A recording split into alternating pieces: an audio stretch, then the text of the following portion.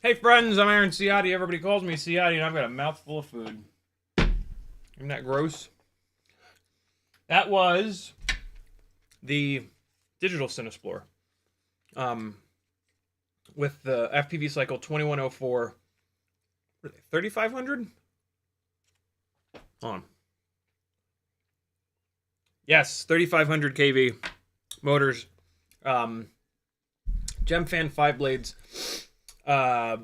That was me getting a black box log that I'm hoping to send over to Brandon's Baked Beans, because I don't think this build has that weird issue at 60 and 80 hertz. Same frame, same ducts, same, not technically the same electronics, but pretty much the same electronics. It's a little bit heavier. Which I wonder if that could have something to do with it.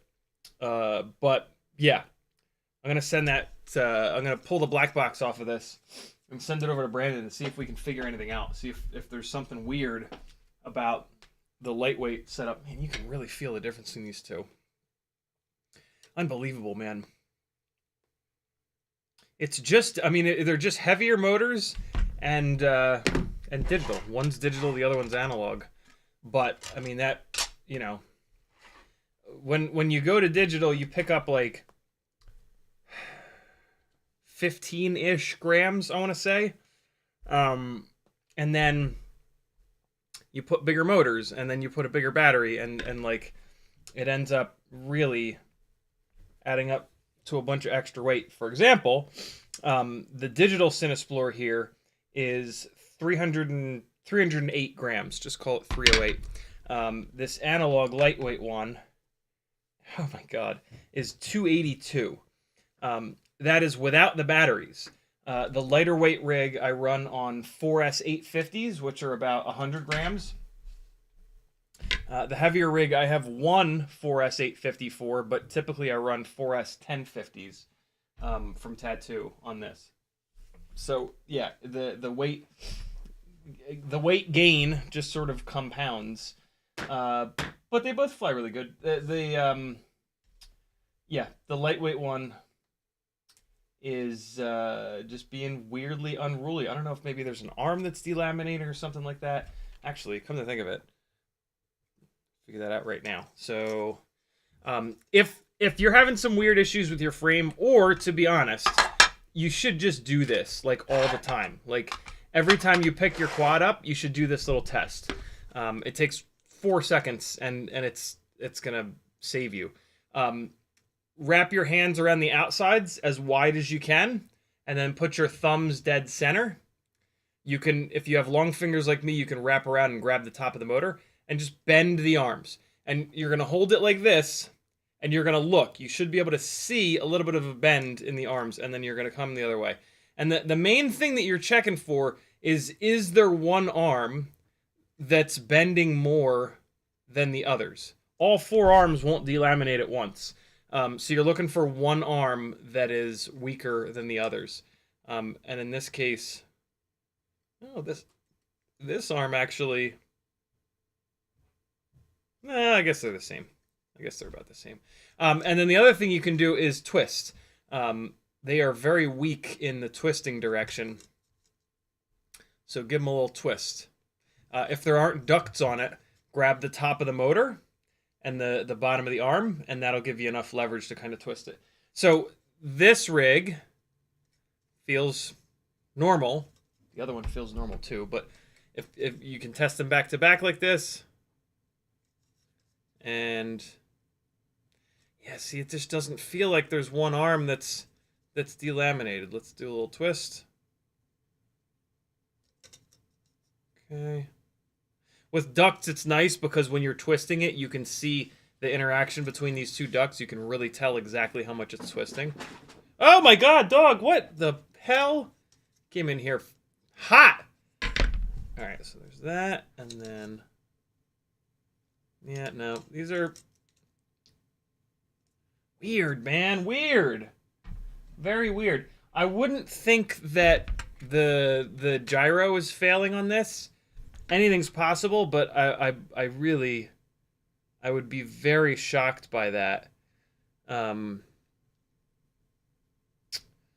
mean, there are some wires that are kind of close to the top of the flight controller. I guess technically they could be banging up against it. Boy, I doubt that, though. But you never know. I'll push them out of the way here. Just like put them in a different spot.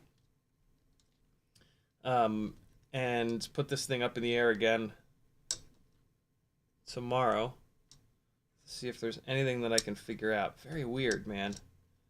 Very, very weird. Alright. There we go. So those, they were the camera wires.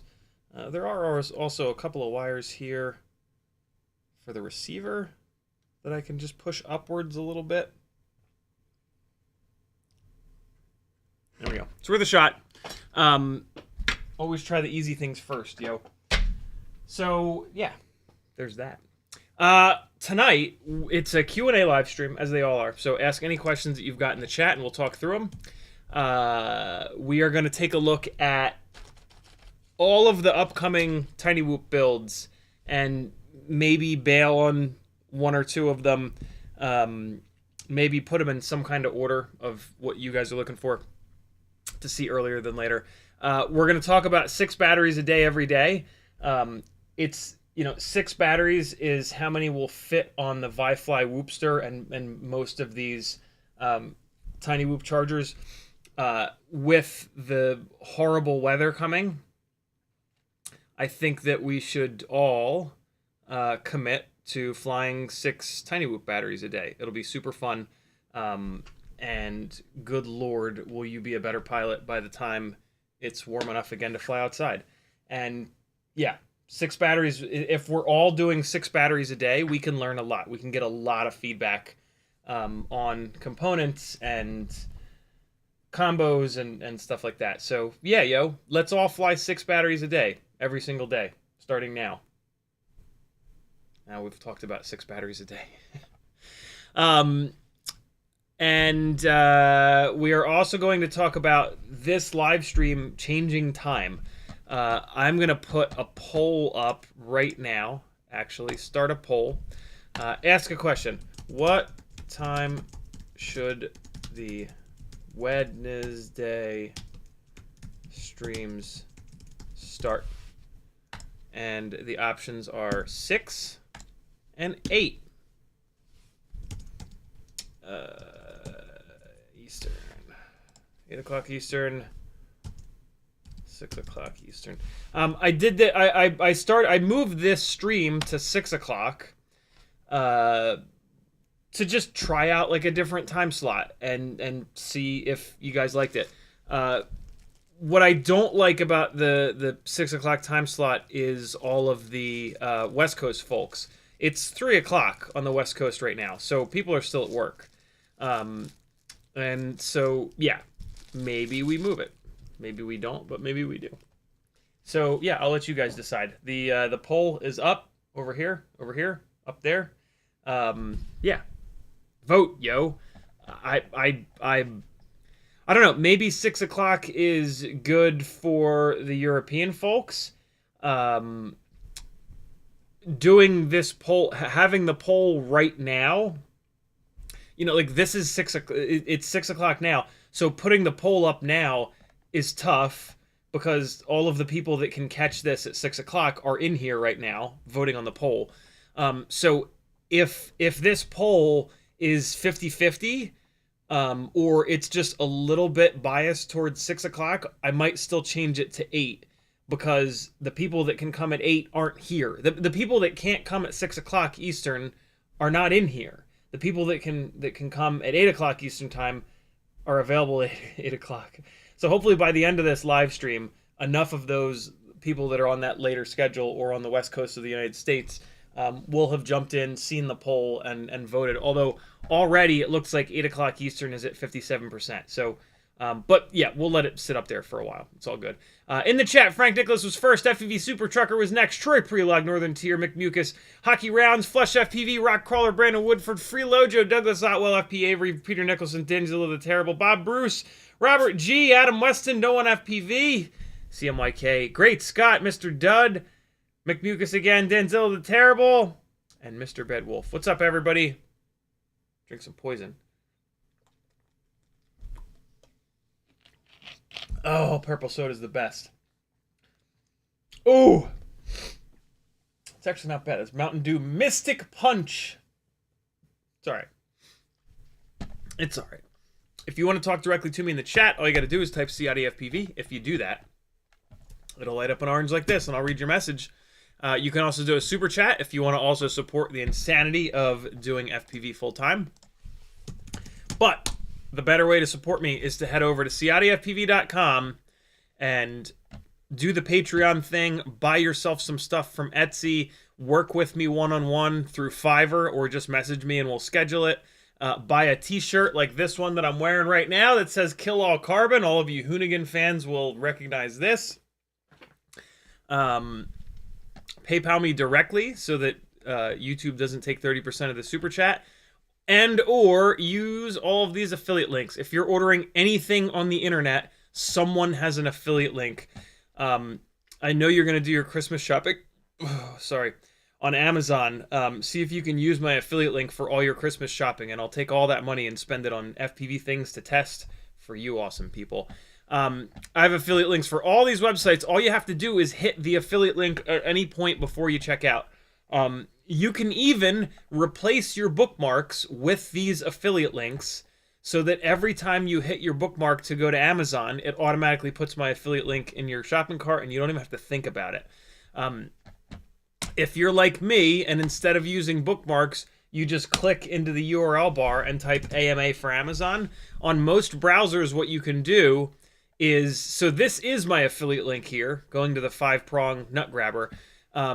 So I wouldn't want to X this one out, but if I typed AMA and anything other than my own affiliate link came up as the first suggested option, I could just hit the X, and you can just X out all of your Amazon suggestions and then hit my affiliate link a couple times, and your browser will think that my affiliate link is where you want to go when you type AMA for Amazon, or FLY for Flywoo, or BRA for Brain 3D. So that's another way that you can use affiliate links without having to hunt them down all the time. I have them for WeBleed FPV, Newbie Drone, FPV Cycle, Amazon, Get FPV, Oh My God, Brain 3D, HD Zero, Flywoo, Emacs, Banggood, Camera Butter, and AliExpress. And then there's a whole bunch of fun stuff down the bottom here of my little website that might make you laugh. The BattleBots info will almost certainly make you laugh if you haven't seen it before. So yeah, thanks for coming, friends. Hey, bunch of new patrons. Thank you all. Darren Devine, welcome to the Gangly Gang. Thank you for joining the Patreon, my friend. Jonathan Jonas, thank you for joining the Patreon. Welcome to the gang of gangs. Daniel Routh, welcome, my friend. Thank you, dude. Great Scott, welcome. Thank you as well. These are from like the last week or so. Leif, I hope I'm pronouncing that right. Leif, welcome to the gangliest of all the gangs in all the gangland. Gang. Ito Visor, welcome to the Gangly Gang. Thank you, brother. Marty Demira, welcome. Thank you all so very much. You are a part of the reason that I can continue to do this full time. And doing this full time is how I do as good of a job at it as I do.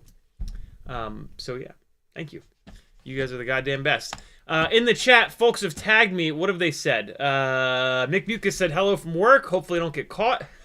See, that's what I mean. That's what I mean. People that like, where it's, 3:20 where they're at right now, they gotta like sneak watch this at work. And I don't want to be the reason that somebody gets fired for watching some gangly stranger on the internet for the 15th time, because, I mean, you're not gonna, if you get caught and you get yelled at, you're not gonna like not watch it. You're just gonna be sneakier about it. Maybe that's just me. Rockcrawler says hello, CiottiFPV and all. Brandon Woodford says hey everyone, good evening. CiottiFP Avery says hello all. Bob Bruce says what it do. No One FPV says, are you trying to tell me my digital drone has a fat ass?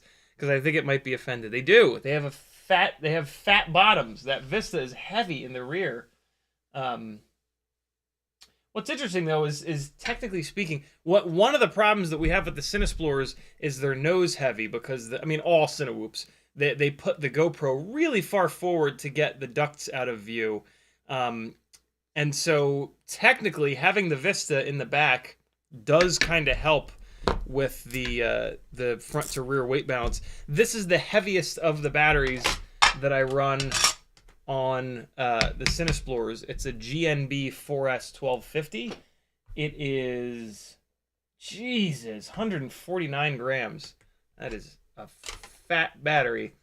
And even when I put this battery all the way rearward, this thing is still nose heavy. So I run the battery all the way back against the antenna here.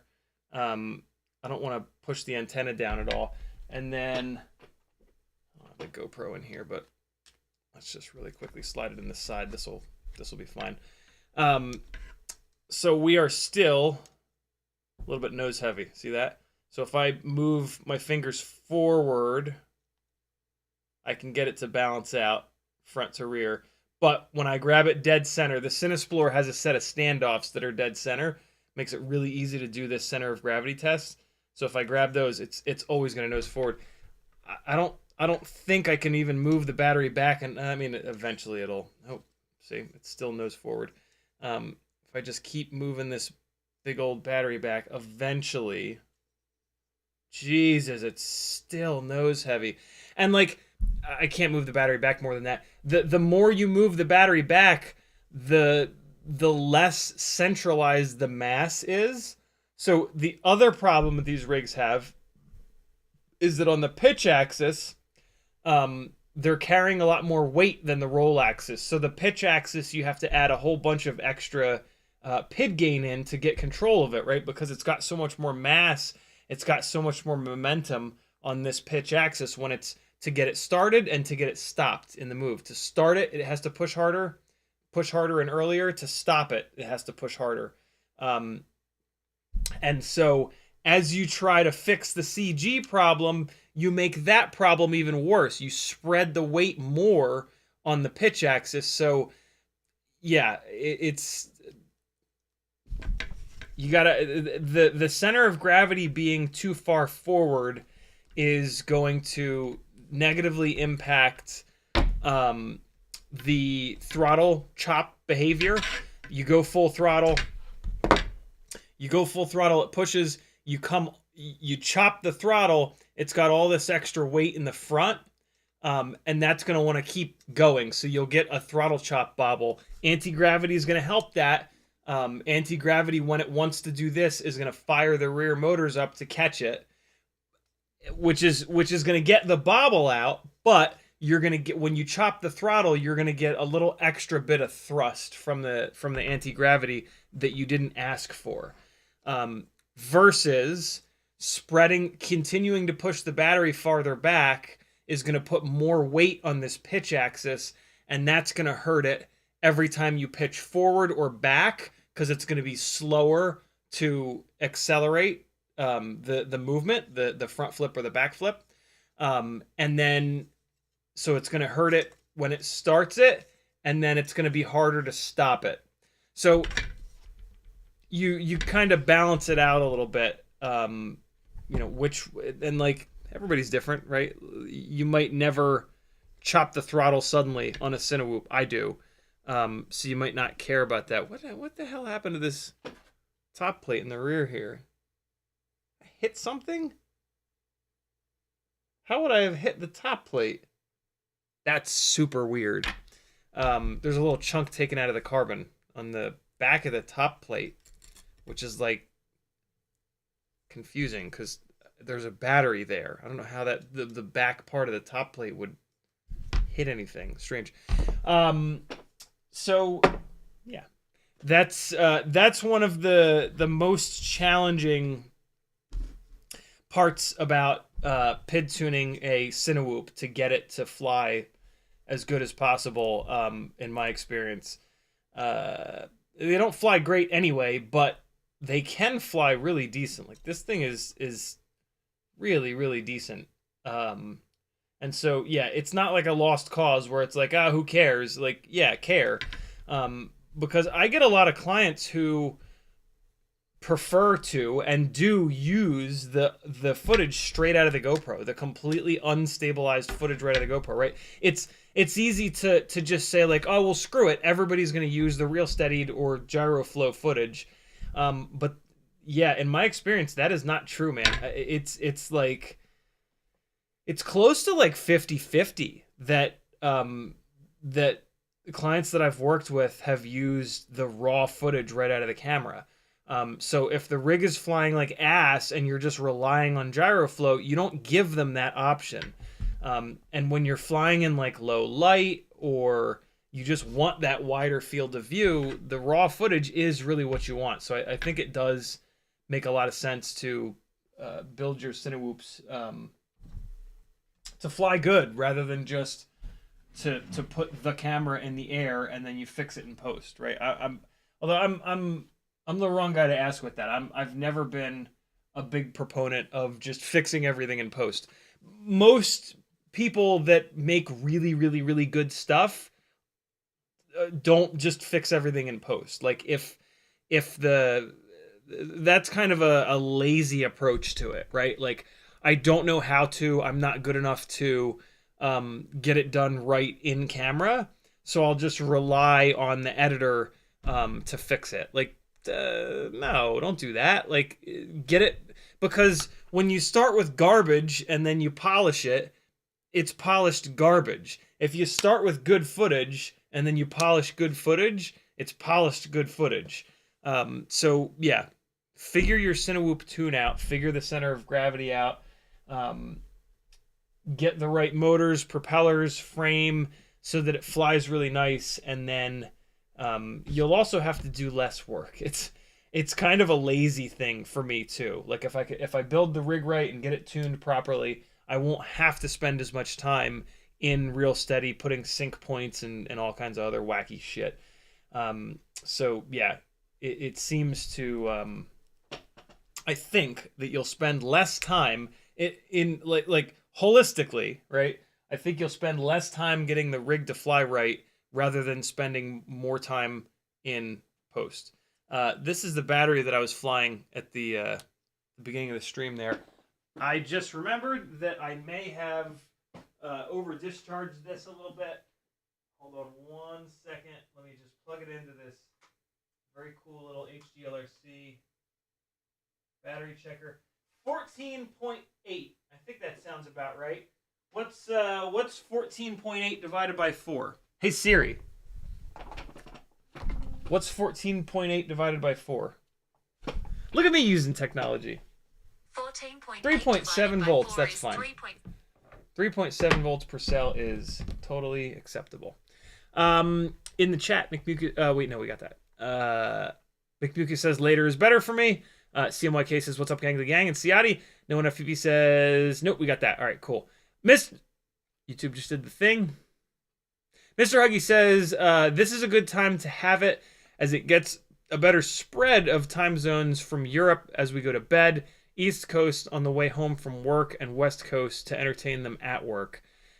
That was the initial kind of thought, right? Like that was what, yeah. So, I don't know, man. 8 o'clock Eastern in the poll is still at 59%. So yeah, I don't know. I the feedback that I get from a lot of the European folks is that they just don't watch these live. And it's like, yeah, that's okay, but like, I don't know. I like the idea of as many people being able to watch these live as possible. Hey, look at all these stickers I've got for sale over on Etsy, or you can just message me and I'll sell them to you. Small matte CiottiFPV, small holographic CiottiFPV. There it is, the old school logo. That red and perp life. The Apple themed CiottiFPV holographic. Regular old red and white CiottiFPV holographic. Look at that. Woo! These holographic stickers look awesome. Sticker Mule does a great job. A little bit of Clam Man, reminding you to never give up. Nut Grabber sticker. How can you not need a Nut Grabber sticker? Kill All Carbon to match your shirt. Big old school logo in matte. Magnet. Old school logo. Old school and holographic. Ooh. 90s style. Cool Tron style. With a clear background. The white is actually clear on this sticker. This was a misprint. I don't even know if I have any of these left. This one is long gone, but this is one of my favorite stickers of all time. And then I got a couple different of these Micro King stickers. The round, and then there's one that's like cut the shape of the thing. There's even a static window cling version of it. So yeah, stickers, man. Buy some stickers. It helps me keep doing this. And then I got a bunch of Gangly Gang stickers. I have the matte Gangly Gang here, and then the holographic Gangly Gangs. Oh man, I meant to. Wesley Clark gets one. I meant to. I left these on my desk to remind myself to put them in with all of the giveaway wins, and then I forgot like a donkey. Okay.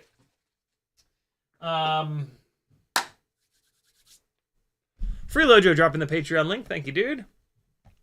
Ramdongo says, hello, good health, y'all.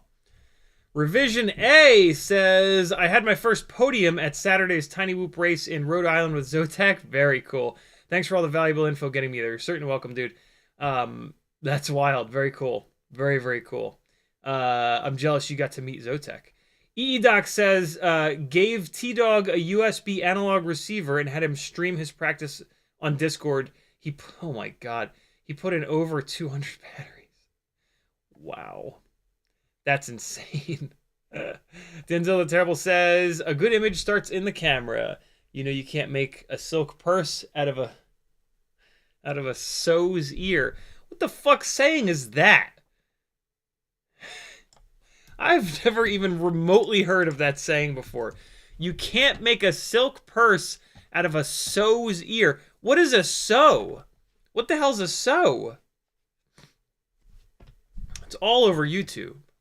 This isn't YouTube. This is Google. What is a sow's ear? So that's a real saying, huh? What the hell is a sow's ear? What? Don't ask me this. I won't. What is a sow? Oh, it's a pig? Pig's ear? Is it a pig? Sow is a female pig. Pronounced S-A-U. Sow? Sow? How did I not know this? I'm 42 years old, and I'm just learning that a sow is a female pig. Wow. Sow now, brown cow. Huh. Okay, fair enough. Silk purse. I thought you were making like a perverted joke. I heard silk purse and I was like, okay, here we go. But then I realized that it was real. A real saying. Huh. Can't make a silk purse out of a sow's ear. Sow's ear. Sow. I'm not going to remember this. I already forgot it. It's true, man. It's true. Short Bus says, you recommended the Meteor 65 frame for a 65mm build. Is there a recommended frame for 75mm whoops? There is indeed, Short Bus. Here's the easy button for you. You go to Joshua Bardwell's website that I've done a bunch of work on. You go into the Ultimate FPV shopping list here, and then you roll down to Cinewhoop, and pretty much all of the content, Joshua wrote some of the text, like this, you know, like I didn't write this. I think Joshua wrote all of this text up here, but then I think I pretty much wrote all of the text down here. So first and foremost, like, read all this. There's all kinds of really good information and secrets in the text on the top of each section, but also in with each item. Like I probably have like 100 hours into this page, hand picking all of these things, writing all of this text. So yeah, this is your cheat code to all things Cinewhoop. Here's the 65mm Ultimate Freestyle Cinewhoop build. Here is a race build for you. And then the third one here, hi doggy. The third one here is a 75mm build. And you'll see that the 75mm build is based on the Mobula 7 1S, which is the Mobula 7 V4 frame, and that's the frame that I recommend. It's kind of the only 75mm frame that's not hot garbage. So yeah, this is what you want. Mobula 7 V4 frame. It's really, really good. You will eventually break the battery bay, so buy two of them. 75mm rigs are a little heavier, and so, oh dog, oh god. So yeah, they're gonna be harder on the little plasticky bits.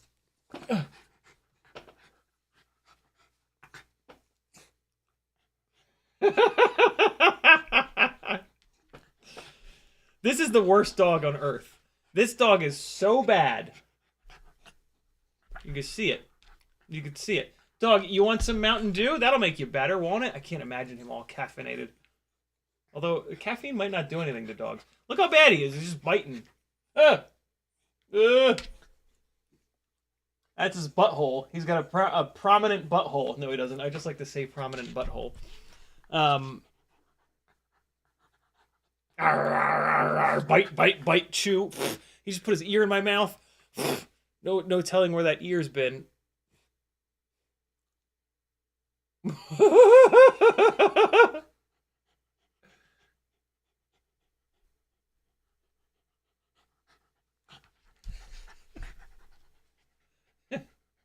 Ooh,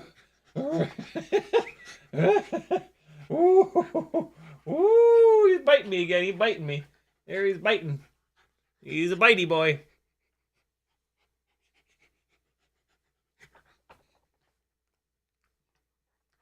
I think it's bad to shake dogs. I know it's bad to shake babies. But I mean, dogs are dumb anyway. What, are you gonna make them dumber? These arms. Look how big these arms are.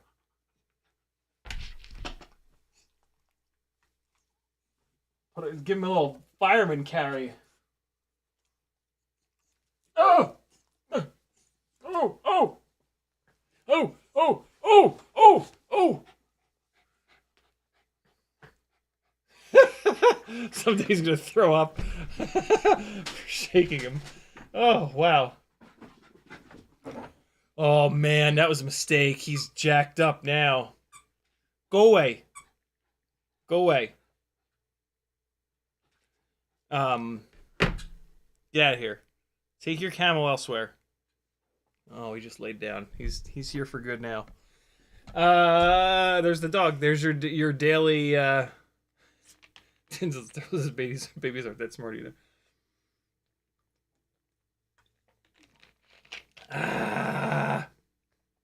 Ooh.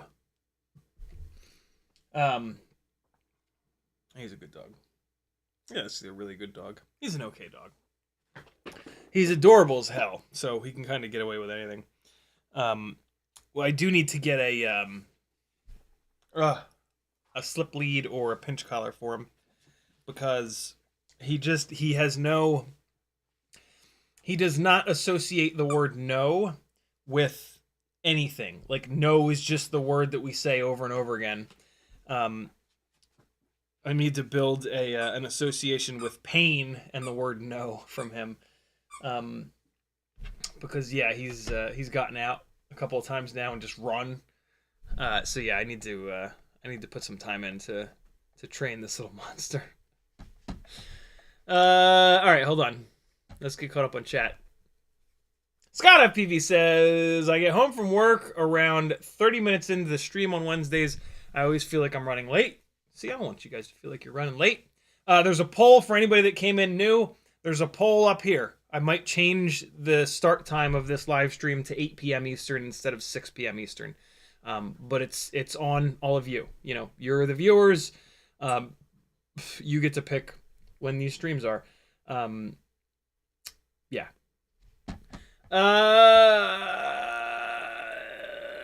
Adam CFPV says, yo, what did I win? I see I have a package coming from you. Either way, thank you so much, bro. You're certainly welcome. Whichever Patreon tier you're on, that's probably what you won. Unless I also did send out the boxes of stick ends. So it's either the stick ends boxes if you got in on that, or it's the a giveaway from last Monday.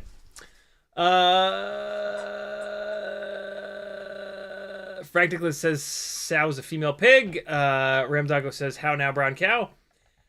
No one FPV says, you've been sheltered from country life by not knowing that saying. Yeah, for sure. For sure. Denzel the Terrible says, same as you can't polish a turd. Yep. Boiler FPV says, I have not had any luck with AIOs. You and me both, brother. What AIO would you suggest for a 3-inch freestyle sub 250 digital build? I would not.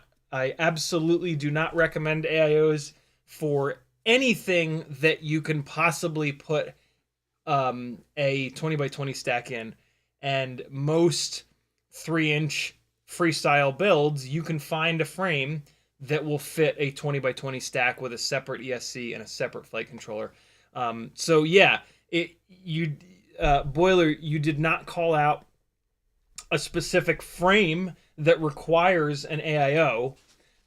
So yeah, my recommendation is going to be so, and so that's the only situation. Like if you already have the frame, or if for some reason you're absolutely dead set on a frame that will only work with an AIO, that is the absolute only reason to build anything bigger than a Cinewhoop with an AIO, in my opinion.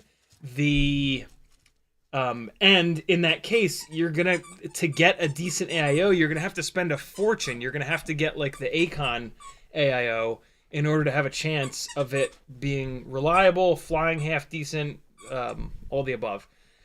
So yeah, if you absolutely have to run an AIO on something bigger than a Cinewhoop, the only one that I can really recommend is the Acon. And GetFPV has it. Looks like Race Day Quads has it. Looks like Race Day Quads has both of them. Yeah, they do. They have the 60 amp and they have the 45 amp. I think I would do the 45 amp. I mean, you're not going to hit 60 amps per channel on anything. Do some research though. One of these, is it this one? I think it's this one that there's a bunch of bad reviews of. Yeah, see, this scares me. These two reviews here scare me.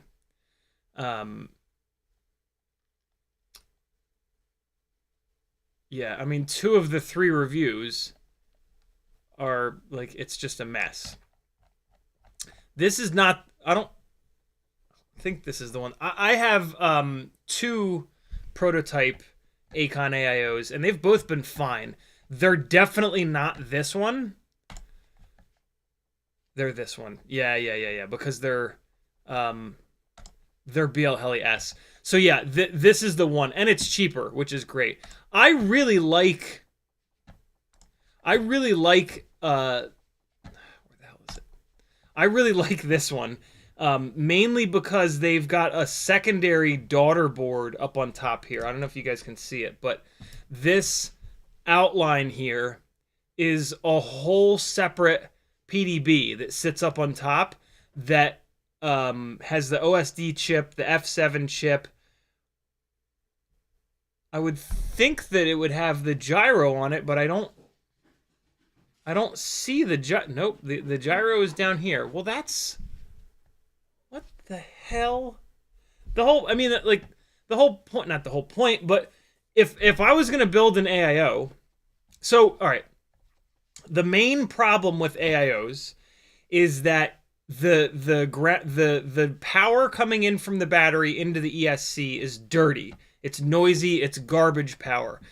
And the gyro is very sensitive to garbage power. It's very sensitive to electrical noise. So with an AIO, one of the layers in the PDB is the ground plane. It's one big ass sheet of copper. One big layer of copper where all of the grounds hook up to.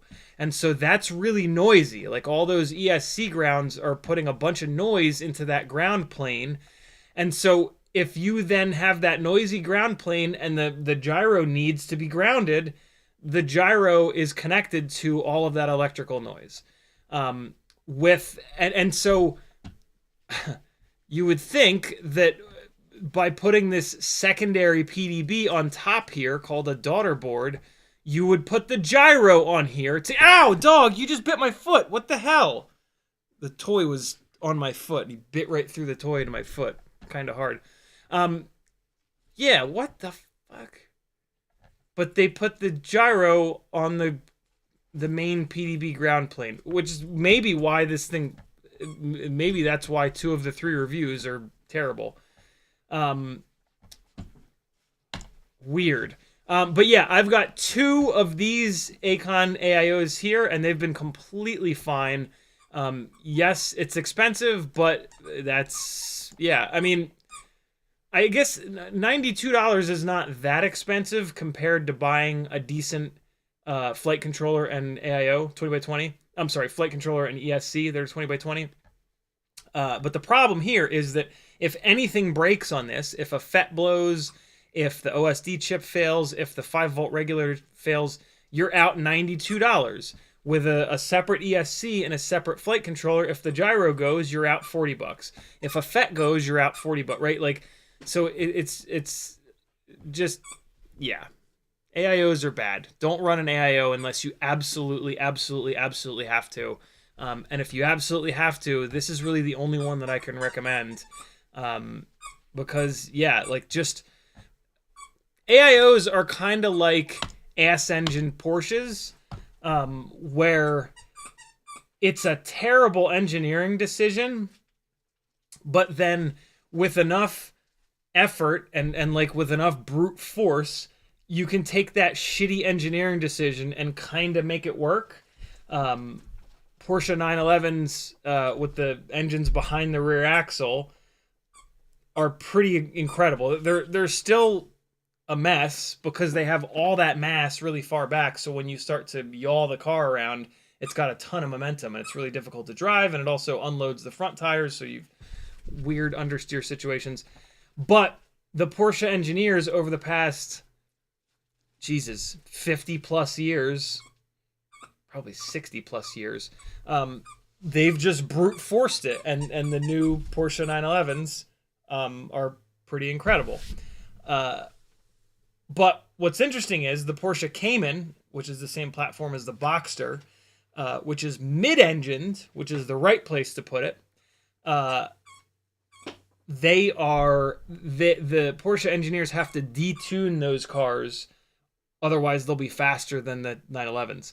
And the 911s have had, like I said, 50 plus years of R&D. The Cayman and the Boxster have only been around for about 20 years, if that. And like really early days of the Cayman and the Boxster, they were already starting to handle better and just be better than the 911. So yeah, AIOs are kind of like that versus separate ESC and flight controller. So yeah, don't do an AIO unless you absolutely have to. And don't do a 911 unless you absolutely have to, in my opinion. I don't know. They're fast as hell. And they're show offy, but yeah, if there are much better options in my opinion. Big Bucus says someday he's gonna hurl on you for shaking him. Hopefully not. Bob Bruce says I get off work at 1:30 PST, so I'm always off work by the time your streams, but sometimes I just can't stay up late enough since I start at 5 a.m. But that's just me. Hockey Round says, just soldered ELRS receiver onto a Mobula 6. Tiniest UARTs ever. Yeah, they really are. Were they the round ones? Were you having to solder to those little round pads? Those are brutal. Again, anybody that's just coming in, there's a poll as to what time this Wednesday night stream is going to start moving forward. E-Doc says 60 amps on a micro. I don't even use 60 amps on my 5-inch racer builds. Yeah, right. And you never will. Like Ryan Harrell, the guy that knows more about motors and ESCs than anybody in FPV, for a long time, maybe still to this day, he runs 25 amp ESCs because a 25 amp ESC will give you a burst rating for like 4 to 6 seconds usually of like 30 or 35 amps, and 35 amps times 4 is a big ass number. 140 amps. You're not going to pull 140 amps. That's a 25 amp ESC. What the hell do we need a 60 amp ESC for? 60 amp ESC is going to burst up to like 80, which is 320 amps. What the fuck power system is there that's going to pull 320 amps? The battery is going to just vaporize if you were able to do that. So, yeah, this whole the arms race in amp amp ratings on these ESCs is just absolutely the dumbest thing ever. The only good thing about it is that your FETs are so overspec'd that if like something weird happens, maybe they won't blow up. But that is typically not what causes FETs to blow up. FETs usually blow up from really hard impacts or from you feeding them, like back feeding them, or reversing the polarity. Or yeah, it's just there's really no reason for anyone to have a 60 amp ESC unless it's like a 10-inch rig carrying a fucking cinema camera or something like that. Then it makes sense. Ramdoggo says, "What's the smallest cap I can put on my 65X?" I don't know. I've never looked at really. I know there are some really small caps. I've never really looked around. Putting a capacitor on a mic on a Cinewhoop is just a nightmare because there's nowhere for it to go. It's just a packaging disaster. So yeah, I've tried it before. This is how I isolated the Diamond AIO having electrical noise problems. I put a little capacitor onto the battery leads and just hung it off the side all janky like. And it got a lot better. But yeah, for a permanent solution, I can't imagine it on there. Mr. Ruggy says, Diatone Mamba now has an AIO with the gyro on a separate board. That's awesome. At least somebody has figured it out. I don't understand. What the hell's AIO doing with that? Or what's Acon doing with that AIO? It's so weird.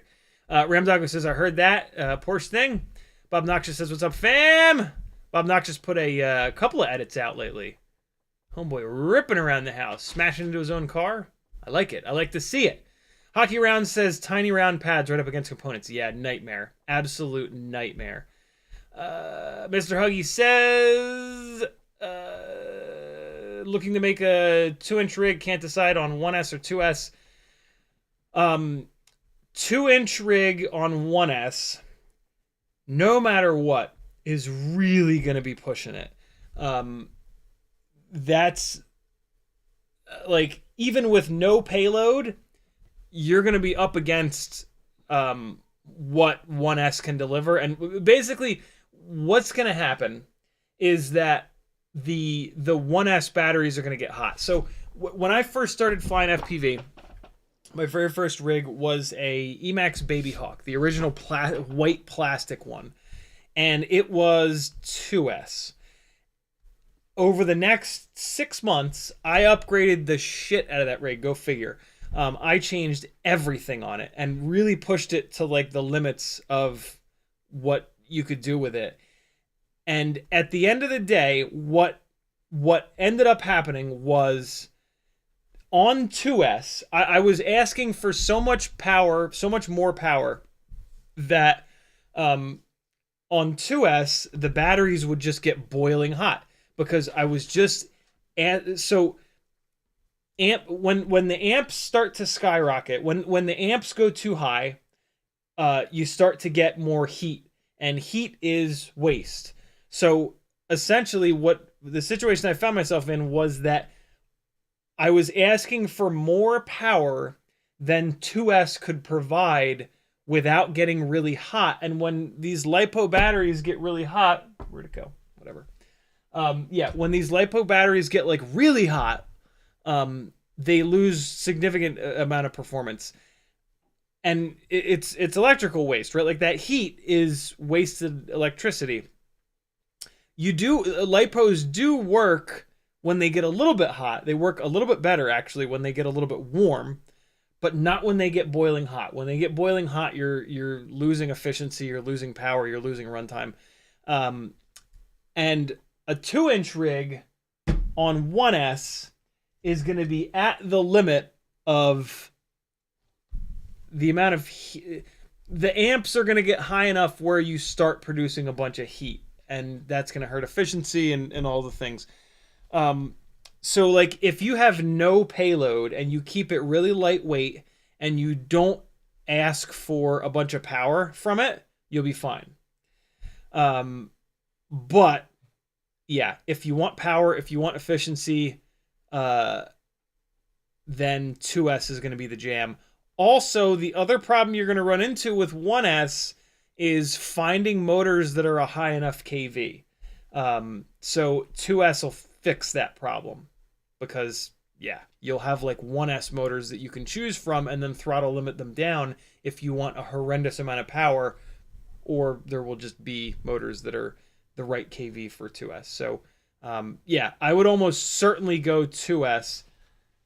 The only reason I would go 1S is if you're absolutely trying to keep it as light as possible. That's really the only reason to go 1S, because what you'll be able to do is run a lower total amp hour battery on 1S that has better performance. So like, for example, if you're trying to keep it lightweight on 2S and the battery that you decided on was like a 300 mAh 2S battery on 1S, so a 300 mAh 2S battery, this is not for you, Mr. Huggy, I know you know this, but this is just for everyone. A 2S 300 mAh battery is two 300 mAh cells. So 600 mAh of total amp hours, battery performance, juice. So the same battery that's 1S, the same weight, is a 1S 600. The 300 mAh cells, these little tiny cells, they work okay. But when you get from 300 up to 450, the 450s work significantly better. The 550 works even better. 600 works even better, right? Like the lower milliamp cells just don't perform as well as the 450, 550, 600, 650. So if you were planning on keeping the weight down really low, a 2S 300 mAh battery might actually be outperformed by a 600. I'm sorry, it won't be outperformed, but because the 2S is going to lower the amp requirements and cut down on the heat, but on 2S, you're really not going to be able to go below 300 mAh. They just don't make smaller cells. So if you're desperate to keep the weight down, if it's 2S, the lightest possible battery is going to be a 2S 300 or a 2S 350. But if you were to build it 1S, you'll be able to put like a 1S 300 mAh battery on it, or a 1S 450 mAh battery on it, and that'll be lighter weight than anything 2S, right? So that's one of the only other times that that you want to go with the lower voltage batteries, is if you're running into that situation where, like, this is what happens with 4S and 6S on 3-inch rigs. On a 3-inch rig, if you want to go up to a 6S battery, the battery is going to be too heavy, or it's going to be too low of an MAH in a lot of cases. So yeah, it's one of the reasons why I really prefer 4S 850s, because that 850 mAh cell, that pouch of electricity, really works well. Whereas if I were to, the equivalent battery, the equivalent weight and amp hour battery for 6S would be 50%, so 850 would go down to roughly 600, I want to say. Maybe a little bit less, maybe 550, 600, I forget the math. But and those, a 550 mAh pouch is not going to work as well as an 850. So yeah, there you go, brother. Long answer to a short question. Riot9 says, what do you think of the Ferrari F430? It's one of my favorite cars of all time. 430, a manual Ferrari 430 is the dream, yo. 456 is even better. But yeah, the F430 came out. It's like typical 90s car, which is a good thing, right? Isn't it from the 90s, late 90s? 2004, 2009. I guess it just missed the 90s, but 2004 to 2009. Yeah. Oh wait, no, that's the, yeah, that's the F430. Right. I was thinking of the 360. Yeah, Ferrari V8s, man. Best it's going to ever get. Brad Mondin says the The 458 Italia is my favorite. Yeah, there's some dope ones, man. Okay, what are we doing? 6 batteries a day every day? Let's do it. Poll is up above. You guys pick the time of the Wednesday live streams. It's not up to me. 6 batteries a day every day.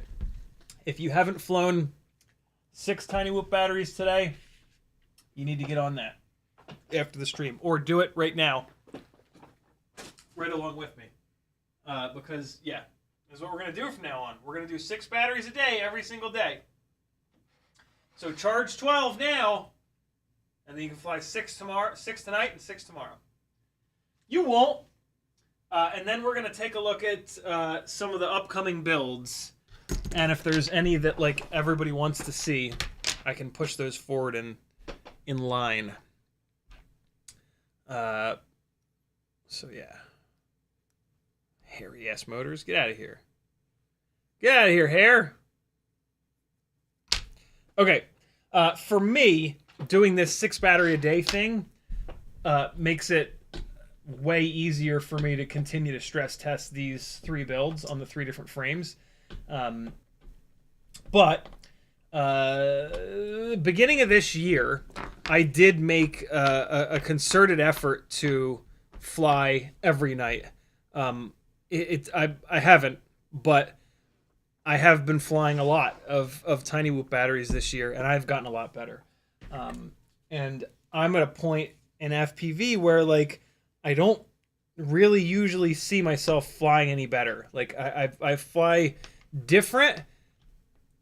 As I fly more cinematic stuff, I find that my flying shifts more towards cinematic. So like I can see that my flying changes, but I don't necessarily see that like my flying gets better. And I just realized that I still need to fix this one. Maybe we'll fix this motor tonight. God damn it. Let's fix this really quick. We can fix this quick. We're gonna pop this motor off. We're gonna solder this lead back on. And I'm going to put a little piece of shrimp wrap on there. Watch how quick we can do this. Here we go. I totally forgot that that this motor wire broke off the other day. God damn it. I had something on the bench, and I just didn't... I just didn't remember. All right, so let's pull this prop off. But yeah, let's all... And it doesn't have to be Cinewhoop stuff. Like, just fly. Fly every day. Fly 6 batteries a day every day. If you're flying outside, though, it doesn't have to be 6. If you can get outside and fly a few batteries, that's great. But if it's Cinewhoop, fly 6 batteries, yo. Usually when you buy batteries, they're in 6 packs, 4 or 6 packs. So yeah, 6 batteries is a really good number. It's enough batteries to, with Cinewhoops, right? Like it's your flight times are a little bit shorter. So 6 times 2 minutes is still a good amount of flight time. So yeah, do it, yo. Fly every day, or hop in the simulator. If you can't fly for real, jump into the simulator.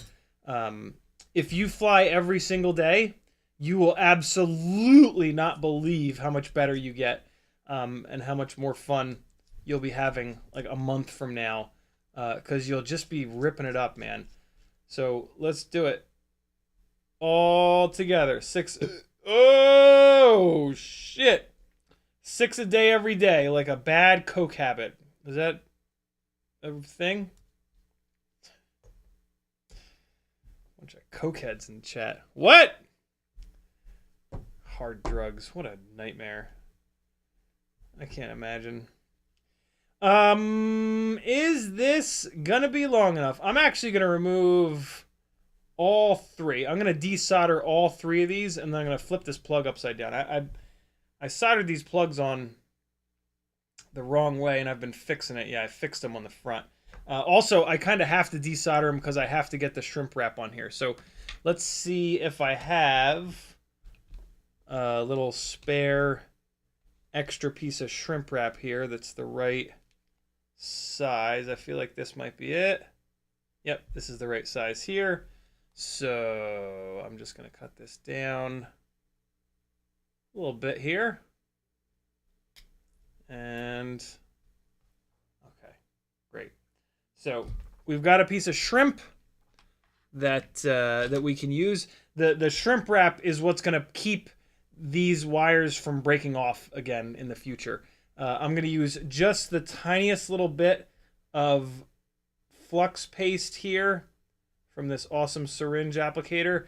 You want to be really careful with flux on these little Cinewhoop motors. If you put too much flux on there, it will like wick up to the top, to the stator base here, and it'll get in between the bushing and the motor shaft, and it's all bad from that point on.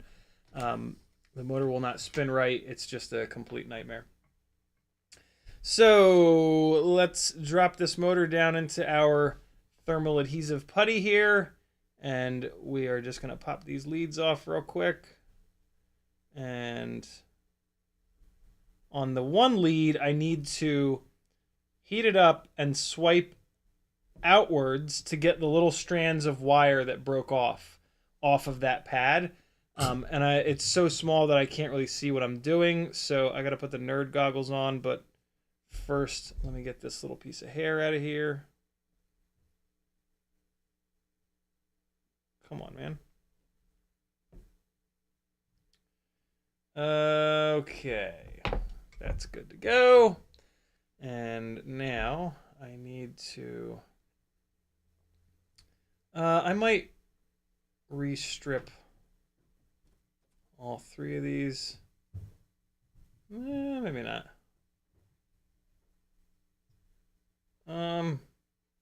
No, I'm gonna leave the other two alone, and I'm just going to strip this one that broke off. Okay. All right, good. Took a little bit of that off there, although now I am going to cut. Well, yeah, I'm going to cut a little bit off of the other two because they are... I'm afraid that the same thing is going to happen to these other two, and they're gonna. I'm afraid that some of the strands are torn. So let me cut these even like that, and then I'm just going to strip a little bit of each one of these off. Actually, there's enough there. There's enough there. I can just pull it down with my fingernail here. What I'm pulling down on is the silicone insulation to just expose a little bit more of the inner strands of wire. And so now I'm taking a look at this with my 5X loop to just kind of see, like, are there a bunch of strands of wire that are broken? And there are not. Like, these other two actually look really good. I think the one that broke off was just like the short one. And now that I have it... and so all of the stress was pulling on just that one. This is my little piece of shrimp wrap. I'm just going to stretch it out just to make absolutely sure that I can fit it over the little piece of PDB that's on the motor itself. So now we're going to take the shrimp and put it on the wires here. And all right, slide it all the way down to get it away from the heat.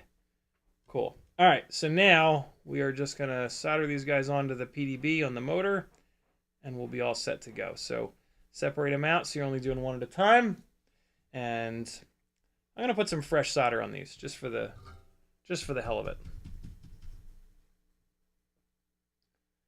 Okay, this is the new solder. This is the Kester 3763. Let's see how it is. It's a lot skinnier than the solder that I'm used to. Jesus, I can barely see it. Okay. There's one. There's two. There's three. All right, just a little bit of fresh solder on those pads there. No big deal. Jesus, hold on. Ah! Okay. Let's fire up the close-up cam Hopefully it'll focus today. And here we go. Might as well add a little bit of extra solder to these pads too. What the hell? I need to get the nerd goggles on though. I can't see what the hell I'm doing. Okay. Let's do it.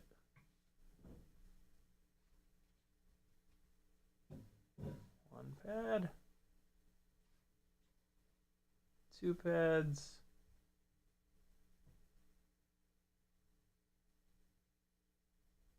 3 pads.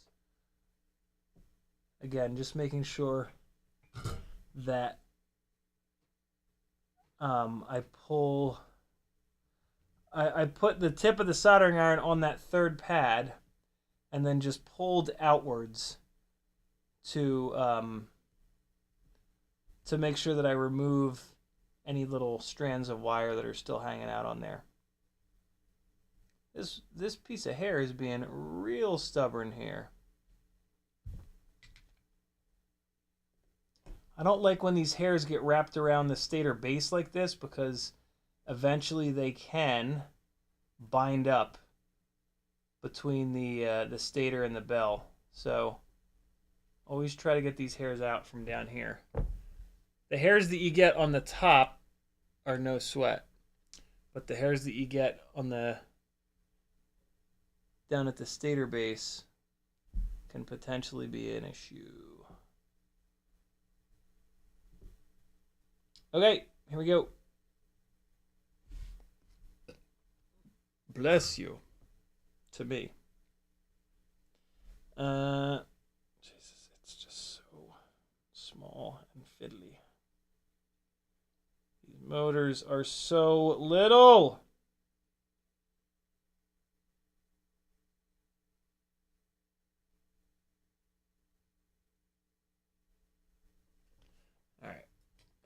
Went on there pretty easily, but I'm afraid that I don't have it flat on the pad, so I'm gonna actually just rework this one real quick just to make sure it's in the perfect kind of position. Of course it pops all the way off. All right, hold on. So I can see some of those strands of wire are still hanging out up here. I got to get rid of them. All right, I just got them. But now these 2 pads, I think,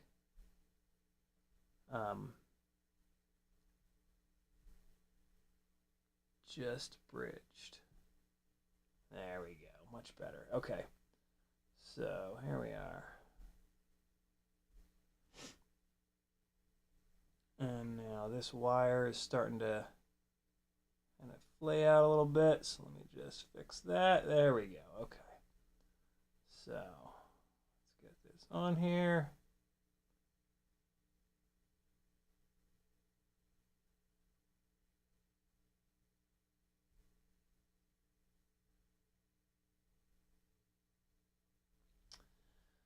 There we go. Yep, that's good. Middle.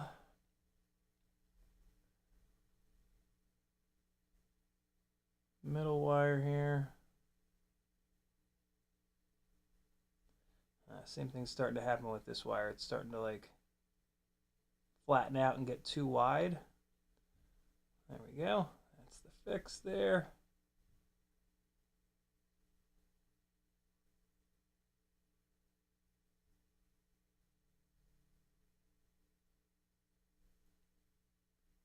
Woo! I didn't get that one quite right. It's not quite far enough forward. So let's just fix that.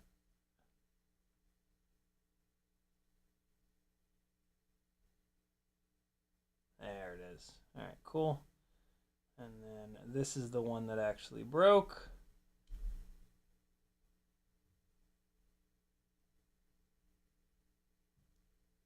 Come on.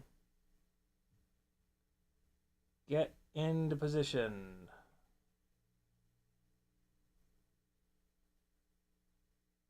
Nope.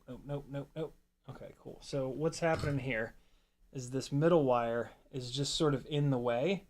So we need to push this over a little bit. So real gentle, like, come in here and just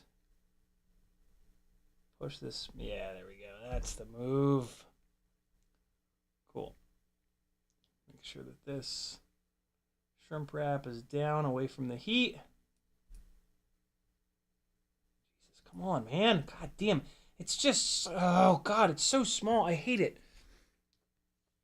It's just so goddamn frustrating sometimes, because, like, why does it have to be this small? I mean, it does, but I don't know. Good Lord. It's a bit much, man. It's a bit much.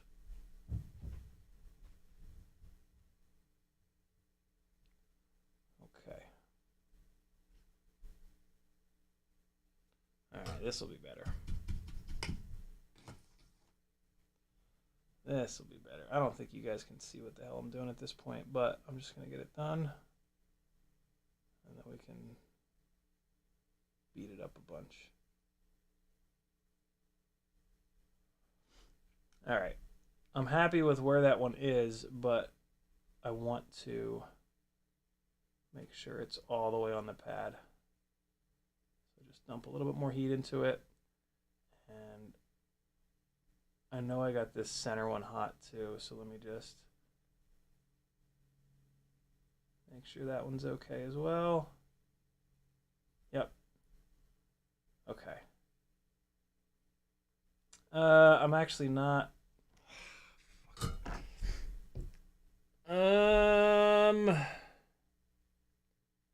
I think it's actually okay. I kind of want to rework that outside one, but I think once the shrink wrap is on there, it'll be fine. So let's dig this motor out, and then the shrink wrap. Let's see if this will focus here. Shrink wrap needs to go up over the PDB. It's going to get its strength from being up over the PDB. So you need to pull the shrink wrap up like this. This is why it's nice to stretch it out, because now it'll easily go up over the PDB. And so there. That's how you need that shrimp wrap to be. It needs to be up like that, all the way down against the base of the motor. Dog, calm. All right, so what I like to do is push it down like that, as far down as it'll go, and then put it up like this and grab it by the connector. This way gravity is pulling that shrink wrap downwards, and then you hit it with a little bit of heat, and it'll shrimp up on the bottom there. So just bring a little heat in, burn your fingers a little bit. It's good for you. And after you hit it like that initial little bit of heat, you can kind of fandangle it a little bit. And you got to actually pay really close attention. So here's what can happen.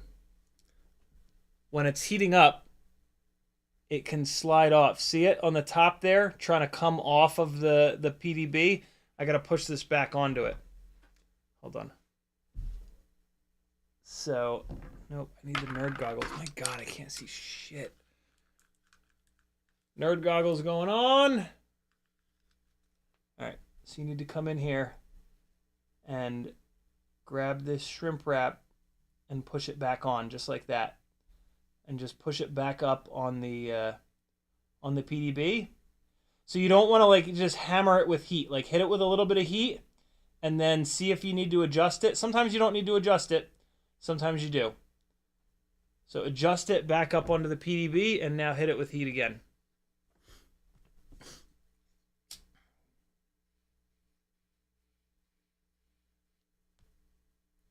All right. Yeah.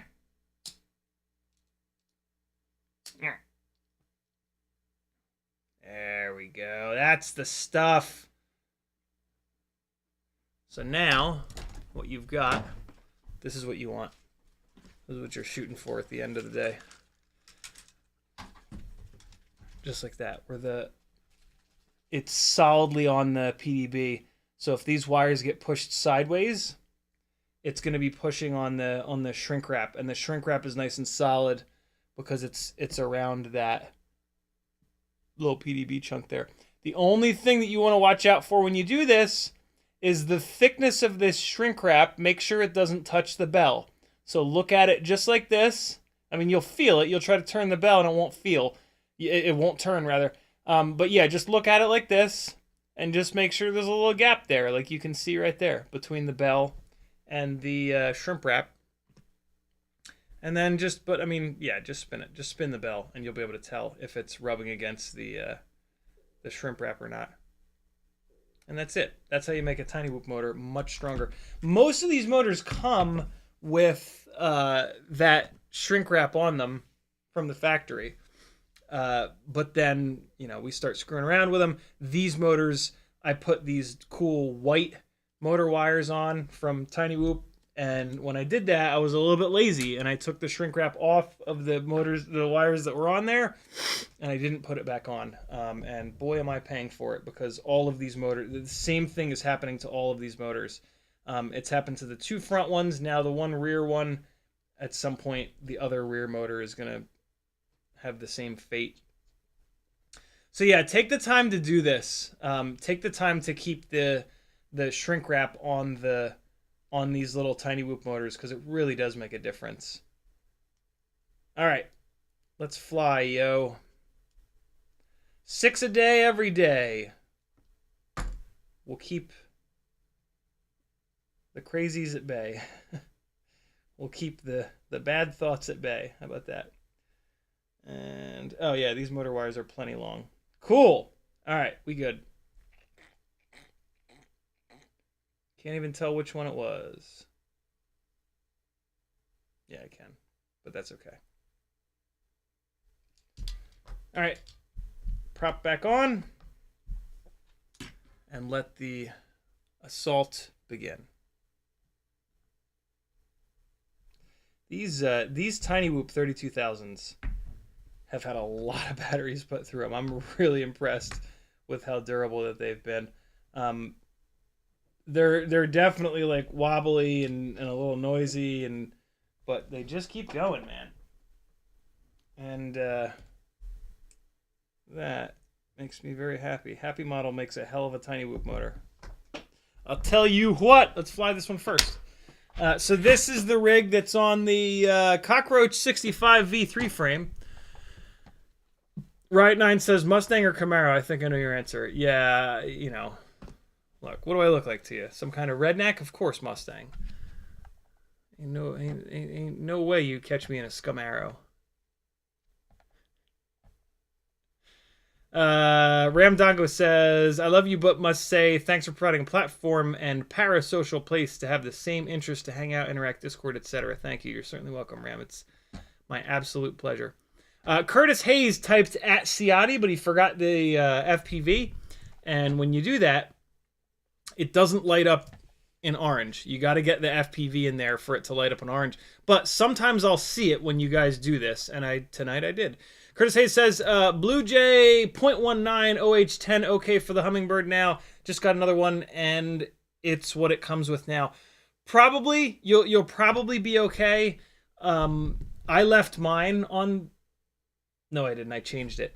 Yeah, you'll probably be okay, but if you're ever in Bluejay, or if you have any reason to go into Bluejay with that rig, change it. Like, you might as well change it to 0.16. But you should be totally fine. I would not make it a point. It's only going to take like a minute to go do it. But yeah, if at some point you have to go into Bluejay, definitely change it at that point.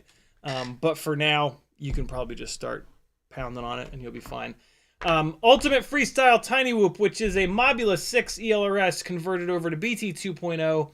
Cinewhoop 0702 32,000 kV motors, True RC Singularity antenna, and the brand new newbie drone Cockroach V3 65mm motor-to-motor frame. At the moment, I think this is my favorite.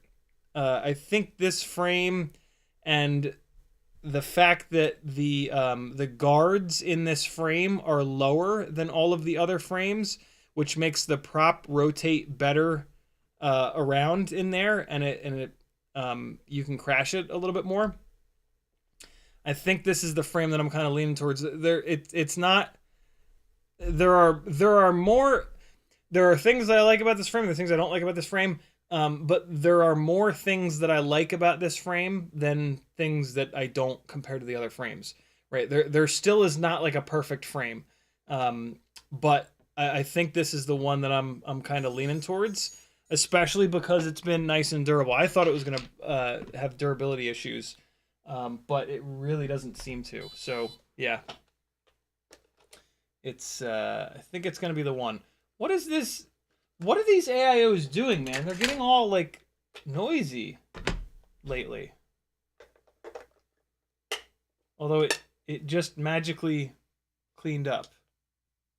I have absolutely no idea why. That's weird. I haven't changed anything. Come on, transmitter! Alright. Let's do this, ELRS. Me and you. Me and you, ELRS, let's dance. Here we go. Whoop. Okay.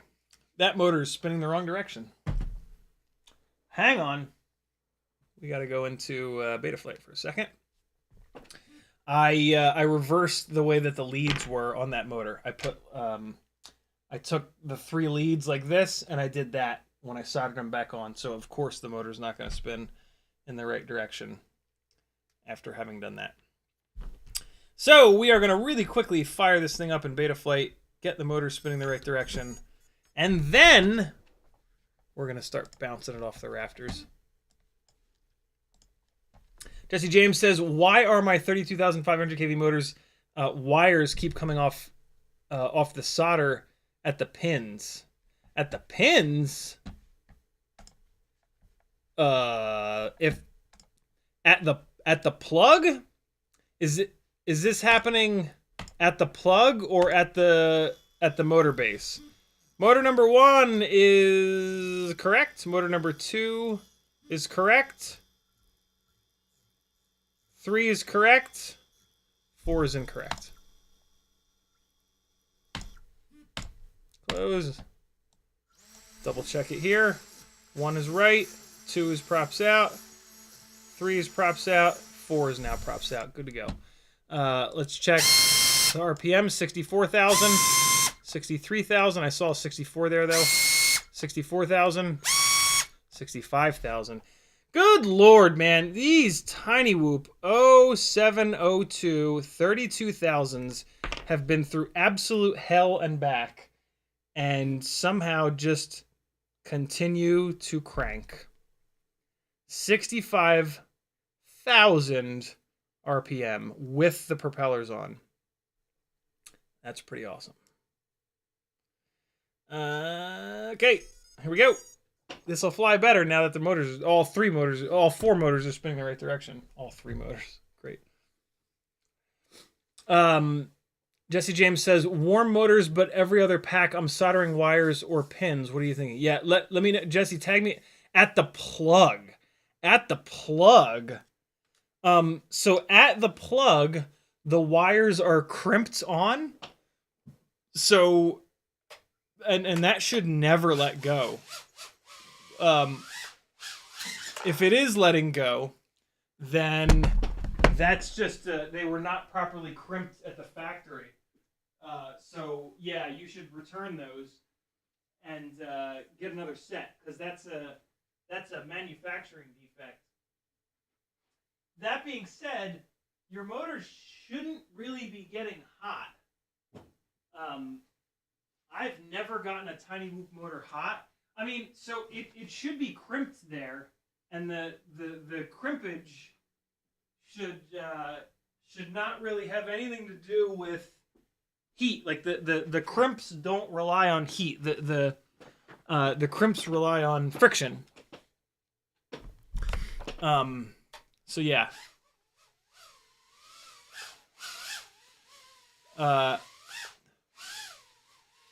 I would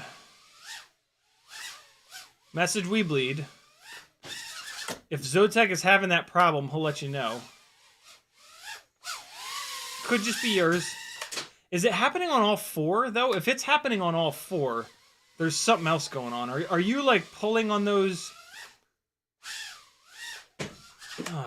are you pulling on those leads or anything like that? Like, when you unplug those plugs, you don't want to pull on the wires. If you've been pulling on those wires to unplug the motors from the AIO, then that's the problem. You never want to do that. You always want to grab them by the plug. Jesus.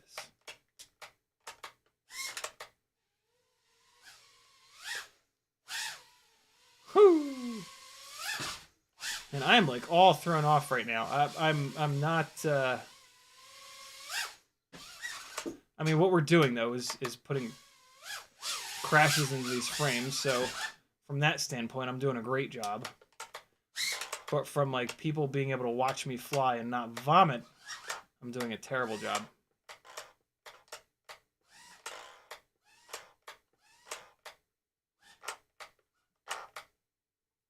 Come on. Please!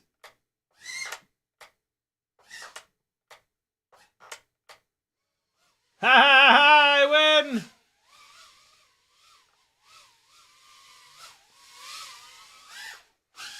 Ooh! I was wondering if I'd be able to get it into that. What's happening? Oh, it's not disarmed. Thought that I'd disarmed it. Some days I got it, some days I don't. Jesus, today I definitely don't. This rig is actually, like, tumbling out of the air a lot. Jesus Christ, I'm hitting the fucking gates every single time. I mean, maybe not every single time, but, I mean, here we go again.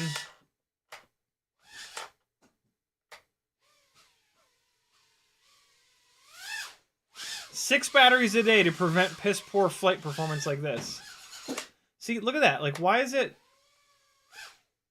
It's having a really hard time recovering from... And this is usually the one that's really good at recovering from bumping into stuff. Every once in a while, you're going to catch a little bit of jello. That's just these motors being abused. Oh my god, come on, man. What the fuck? It's like a goddamn magnet that it on the couch. Jesus Christ. This is going to be a frustrating night of flying, I can tell already.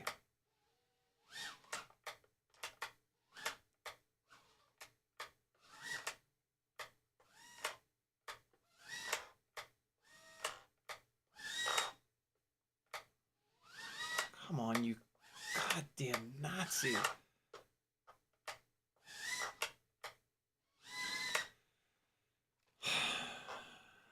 Battery's too low to keep doing that. Okay.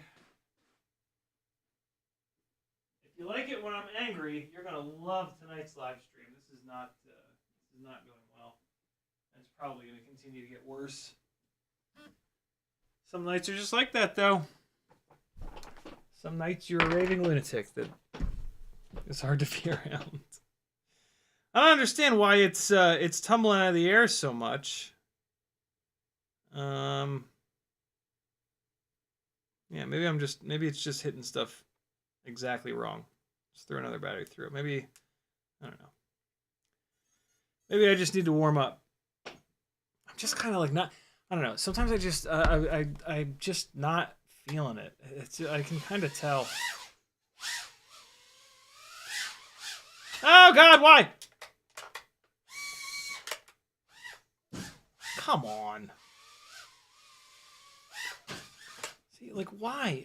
There's a sum total of fucking 2 inches of like gate to hit.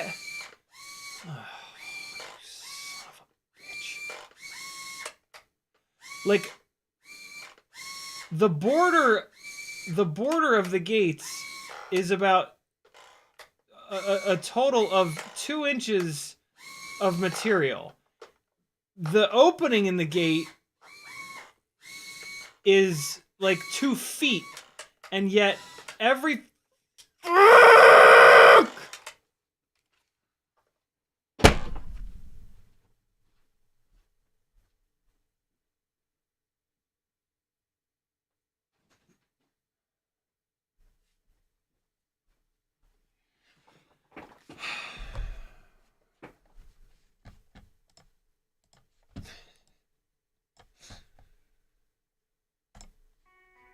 Ugh.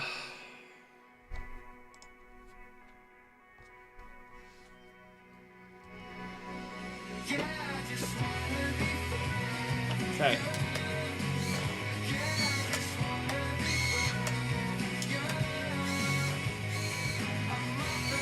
You gotta be fucking kidding me.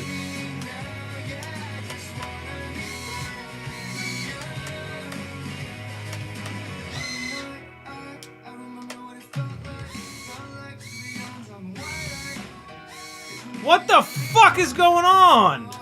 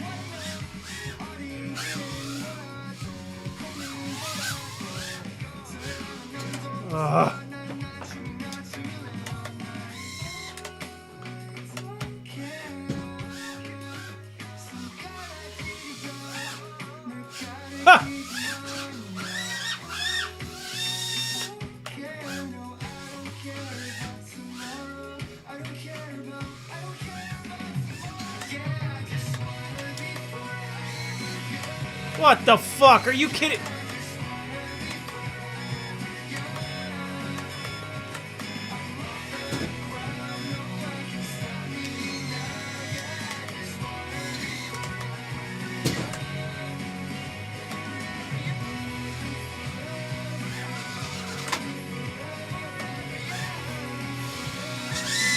Oh my god, are you fucking for... Is this real life?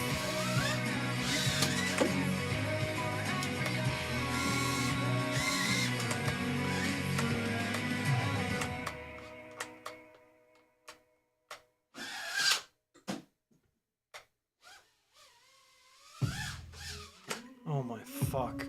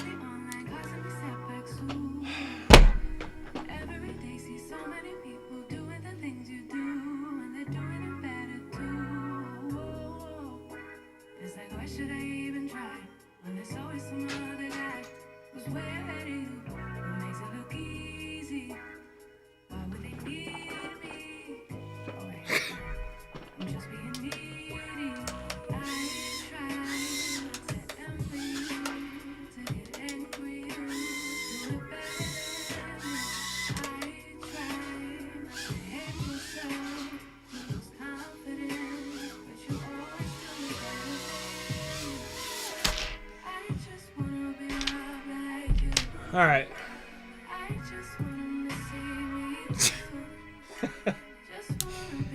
This is unreal.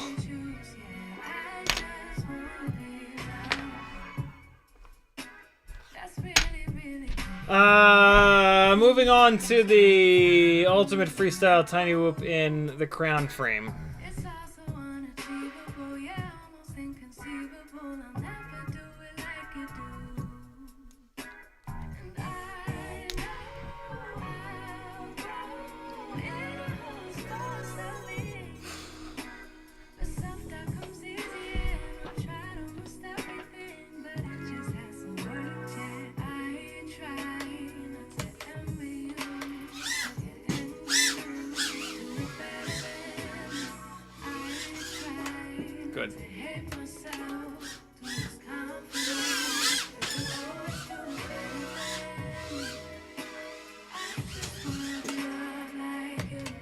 We're getting crashes into these frames.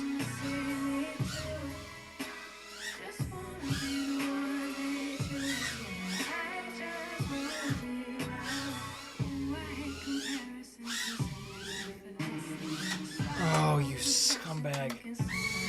Yes, yes, yes! Yes, yes! Yes!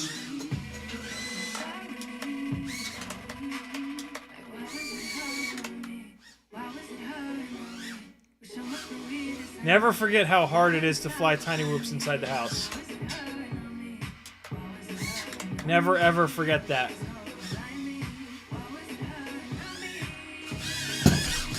Jesus.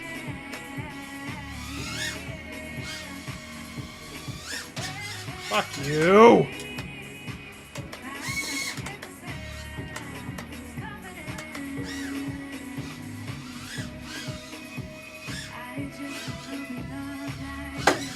Jesus Christ.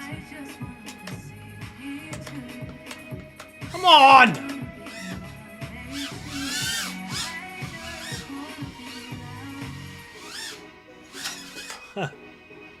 Drum set power loop.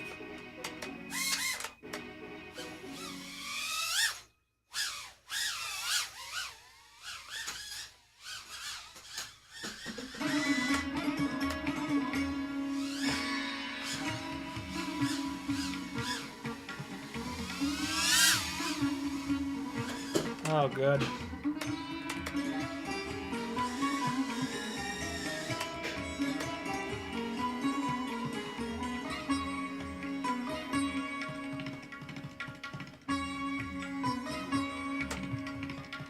I don't know what's happening. It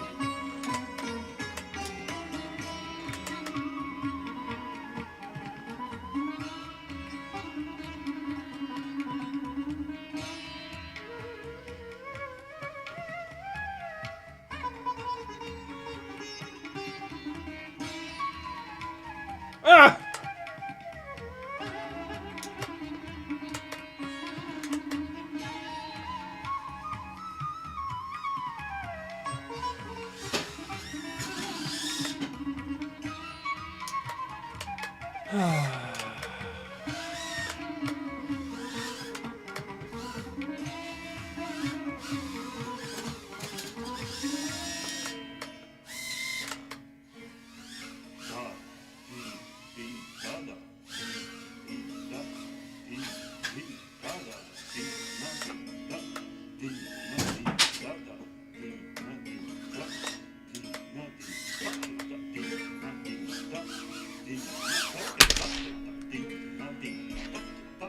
Hearing a noise, something might have happened.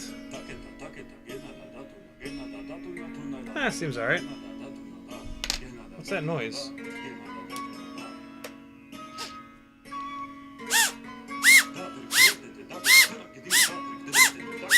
What the fuck is this song? No, it seems okay. Okay.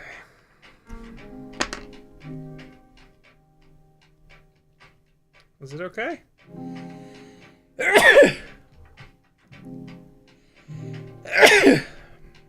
It's okay. Everything's okay. Man, these things will make weird noises sometimes, just like for no reason. Or it'll just stop. Ah, I see what it was. The motor wires were getting hit by the propeller.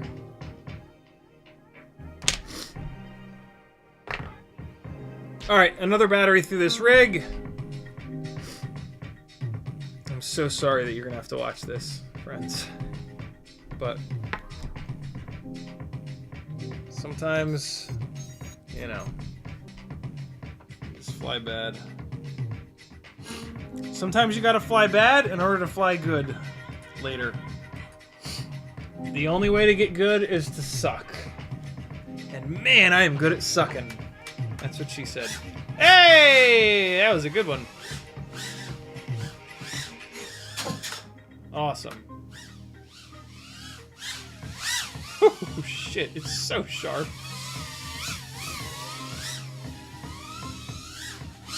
Woo! How dare I get excited about anything?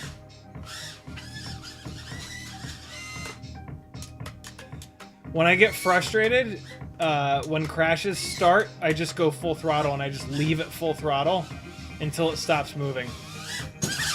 Jesus Christ.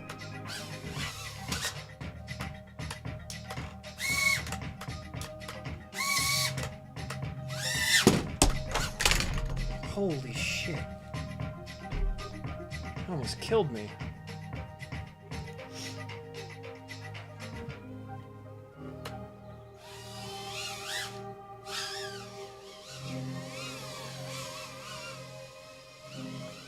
Ugh.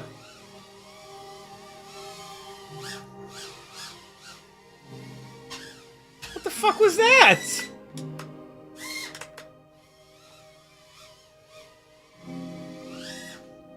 Oh! Nope, missed it.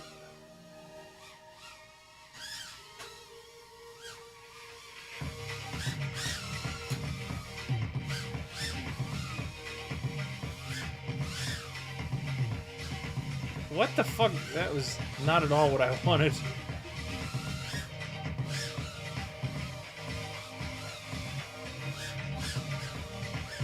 Couldn't even see it go through the gate.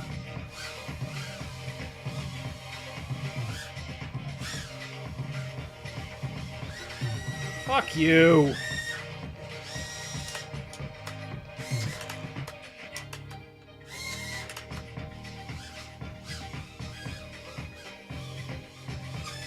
Come on, goddammit, why?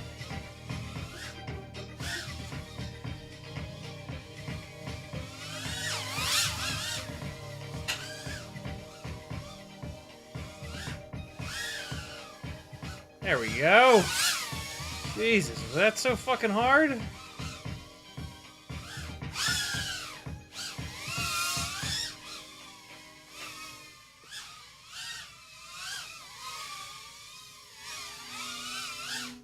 Oh, okay. Oh, full throttle.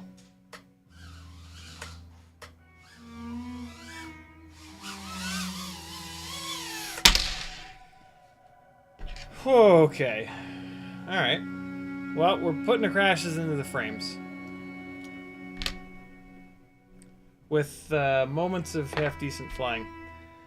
Alright. Last up is the Meteor 65 airframe with only 30,000 kV motors.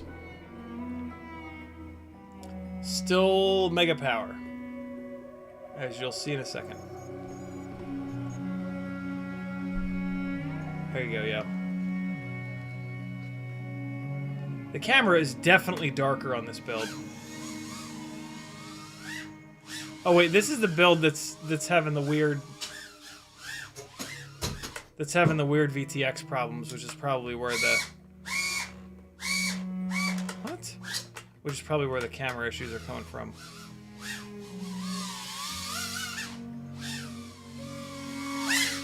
Ha! Ha!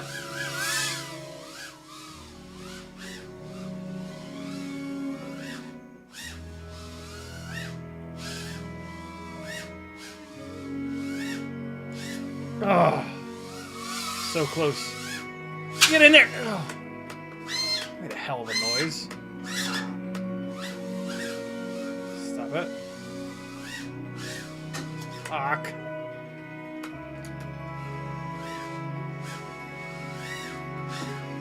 Right. Ah! So close. Ah, so close.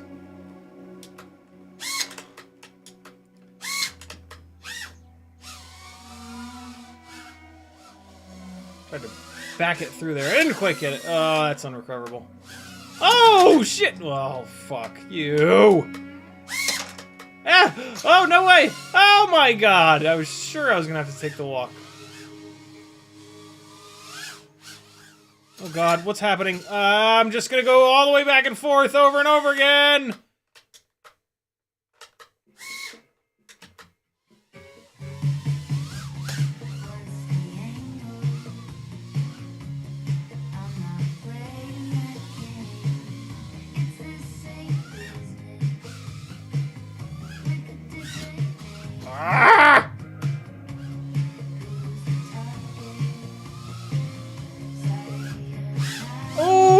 Oh, I think it just went on through all three.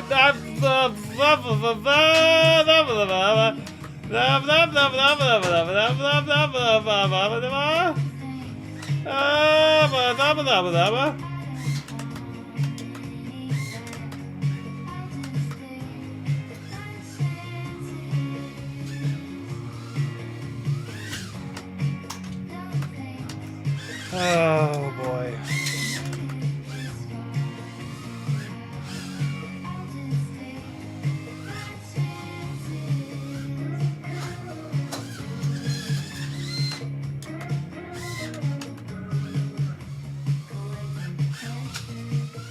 Full throttle!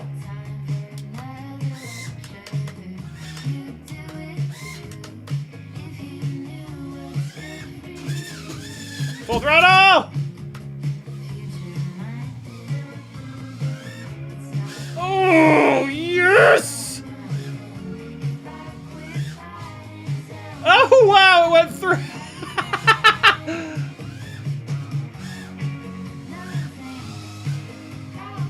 Oh!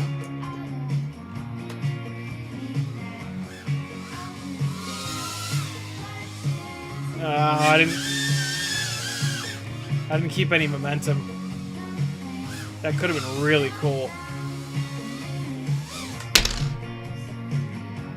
Alright, last battery. Thank God. Power cycle. I need something, man.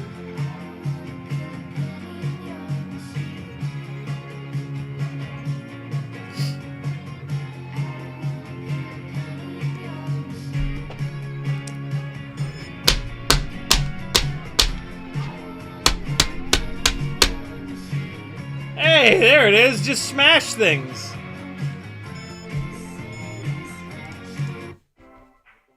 These goggles have been plugged in for 2 full days. 2 full days, Fatshark, you son of a bitch. 2 days you've had to collect enough energy for 6 fucking Cinewhoop batteries. Are you absolutely kidding me? Full throttle!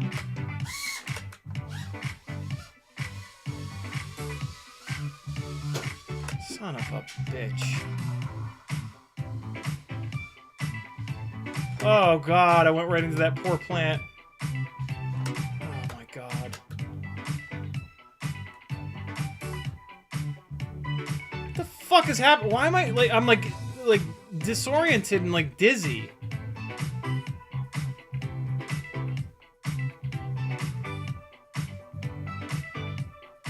Oh God. I think I would just put the Cinewhoop into dinner. Fucked. Full throttle!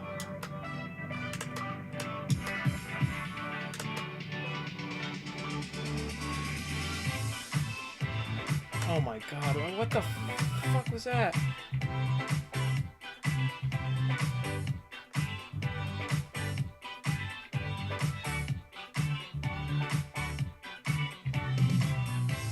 Okay. Oh, nope, that's in the plant.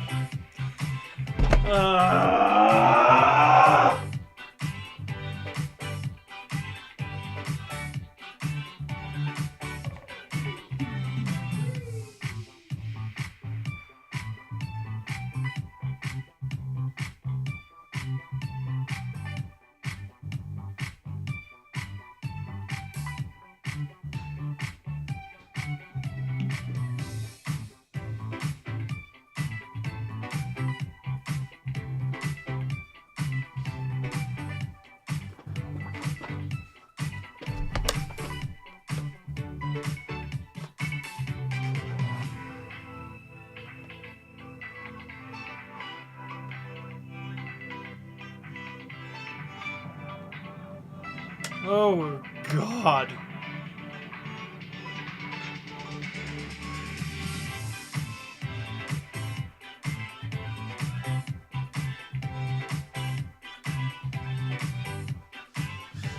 Fuck! Fuck! No! hell? Oh, I'm in a shoe! Ah, I got out of a shoe!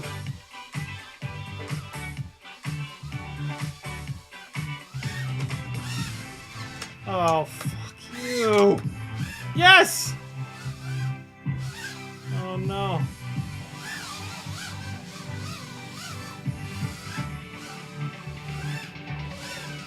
Ah! Whoa! Got back through it.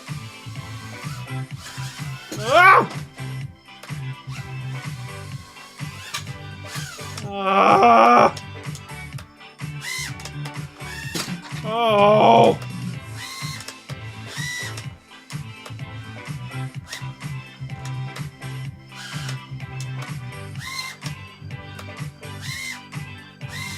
What is happening? Where is it? Oh, it's behind the K-Truck. Oh no. Let me out, K-Truck! K-Truck, let me out! Let's see the drive shaft there.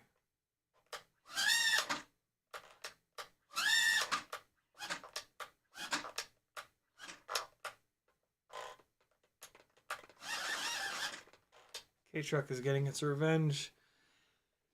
Oh my god.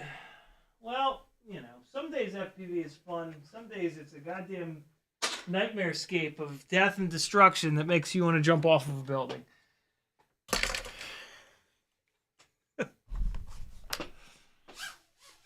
Oh, this VTX though.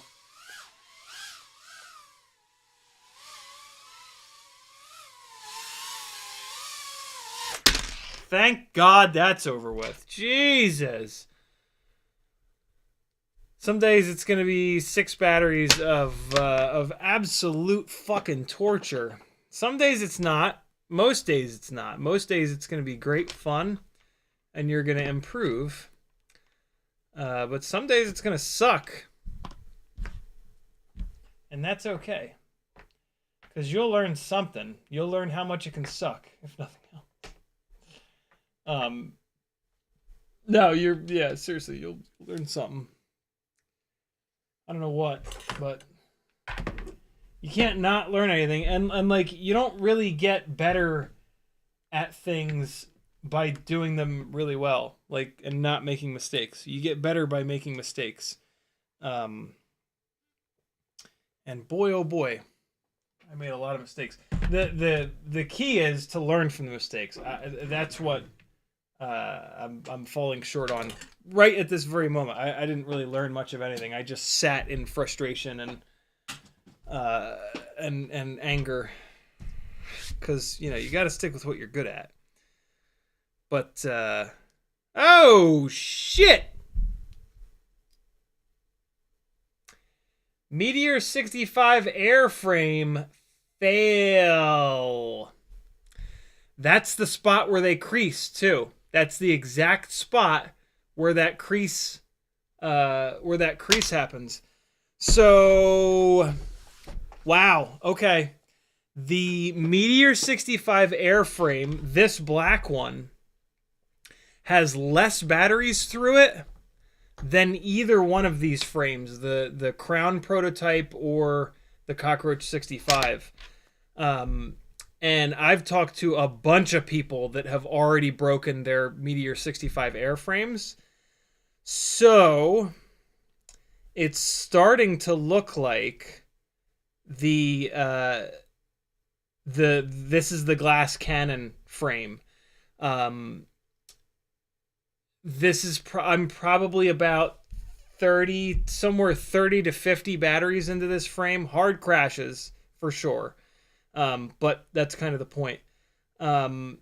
So yeah, Meteor 65 airframe, total glass cannon. It's the lightest, but it's definitely looking like it's going to be the most fragile, especially because this break happened exactly where that spot where they were creasing was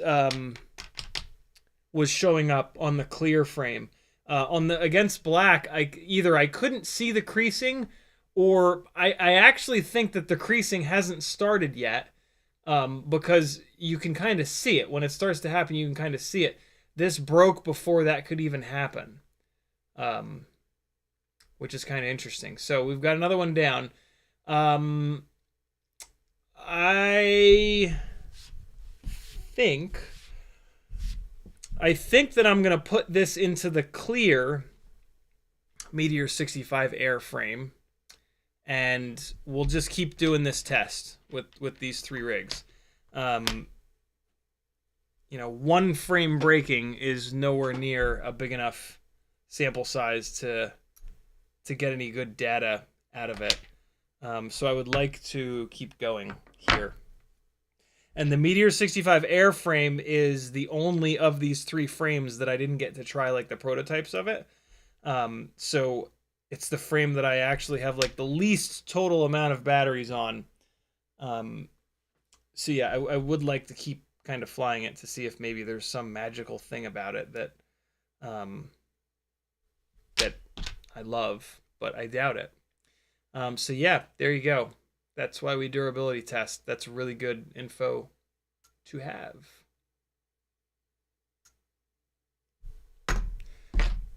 To the bench it goes. All right, yo. Let's how is it 8:05? What? How's that possible? Hold on. Let me get caught up on chat. Anybody who's come in late, God, I'm so sorry you had to watch that nonsense. But there is a poll for what time this live stream, the Wednesday night live stream, is going to be in the future, either 6 Eastern or 8 o'clock Eastern. Please vote in that poll. It looks like 8 o'clock Eastern is winning at 58%. I thought it was going to be a bigger gap than that. I don't know. We'll see.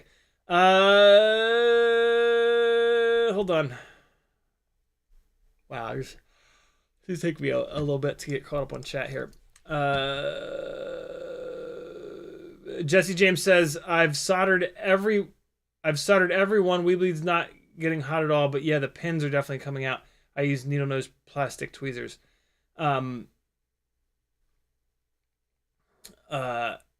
Yeah, that's not good, Jesse. That's I think that's a, like I said, unless you're pulling those motor connectors out often and by the wires, that should not be happening. And just to be totally crystal clear, what I'm saying is that when you unplug one of these motors, don't just yank the wire to unplug it. You can get away with that a couple times, but eventually it's going to rip the wires out of there. Take your needle nose tweezers, and there's a little lip around it, and so put them in there like this, and then put them on the lip there, and just put a little, yeah, pull it out by the plug. That way you're not hurting that right there. It sounds like you maybe are already doing that. So yeah, that should not be happening. What you're experiencing should not be happening. I don't understand why it's happening, but it definitely shouldn't. So yeah, and that, I mean, it could be on you. If you were pulling them out by the wires, then it's kind of on you. But if you weren't, then it's on Happy Model. Ramdago says, pump the throttle to check the gyro. I forgot. I wish I'd read that earlier. CMYK dropping the CiottiFPV.com link. Thank you, dude. Jesse James says, they're really dope motors. I was going to buy another pair. I thought I would ask you guys, though. Yeah, Zotek will get back to you, and you guys can figure it out. Ramdago says, question being, 32,000 motors, a noise frequency gyros can't handle. Nope, it's good. As long as you push your filtering up to 1,000 hertz, you're totally fine. FP Avery says, just got my Mobula 7 yesterday. Second battery, I bounced it off a lamp and landed the dog's order dish. It could always get worse. Put it in front of a fan, leave it for 24 hours. It'll be good to go, my friend. Metal Dreadskin says, keep seeing the runaway warning. I wonder if one of those motors is misbehaving. No, the runaway warning is because I'm like disarming and arming a little bit too quickly. I'm disarming, arming, and then jamming full throttle a little bit too quickly. because I'm frustrated. And it just happens sometimes. If you just a little bit more slowly raise the throttle, it never happens. Jesse James says, your offline center up on your tricks, you're usually to the left more when you do that power loop back through the gates. That's interesting. I might have to watch this back and see if I'm always doing that. I'm usually not dead center on stuff. I'm usually making corrections as I'm coming down because like all the distances are so short in here. So yeah, it's pretty normal that that I'm not just absolutely center punching stuff. I'm usually off a little bit and then I make a little bit of a correction in the air. This way I don't have to like come down and then like make a correction and then go through it. I fly as smooth as possible. So if I'm coming down a little bit sideways, I'll let it sit sideways. And then the next time I put an input in, I'll try to make the correction so that it's not so kind of janky. I try to fly as not janky as possible. Eat the Fish says, I just clicked 6 p.m. and meant to pick 8 p.m. on the poll, by the way. So we've got so 8 p.m. gets one more vote over 6 p.m. basically. Valtree says, as I'm only 2 months into FPV and in your stream, does it happen already that you broke a monitor or STH while flying? What's STH? Keep up the good work. Broke a monitor. Do you mean like one of my computer monitors? Absolutely not. The Cinewhoops, these 65 millimeter Cinewhoops are light enough where you can pretty much rocket them into damn near anything in your house and they won't break it. A lightweight, like tall glass vase, you might be able to knock that over and then it'll break when it hits the ground. But yeah, I have never really broken anything with these. I'm unbelievably, they don't even scratch the walls up, which is crazy because I have this insane, like super matte gray paint on these walls that like if you put your hand on, it'll leave a handprint. But yeah, unbelievably, I've not seen a single scratch in the walls in the paint down here. And good Lord, have I ever... It's almost like I'm trying to leave marks on the walls down here sometimes. I just hit everything all the time. There's a big clump of hair on this motor. Get out of here. Get out of there. I put the Fatshark battery back on the charger. I'll let it sit there for another, 72 hours, and then maybe it'll have enough power for like 2.5 batteries on Friday's stream.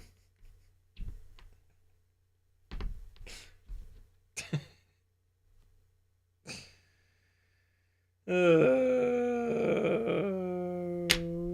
so frustrated. I can taste blood. Not really.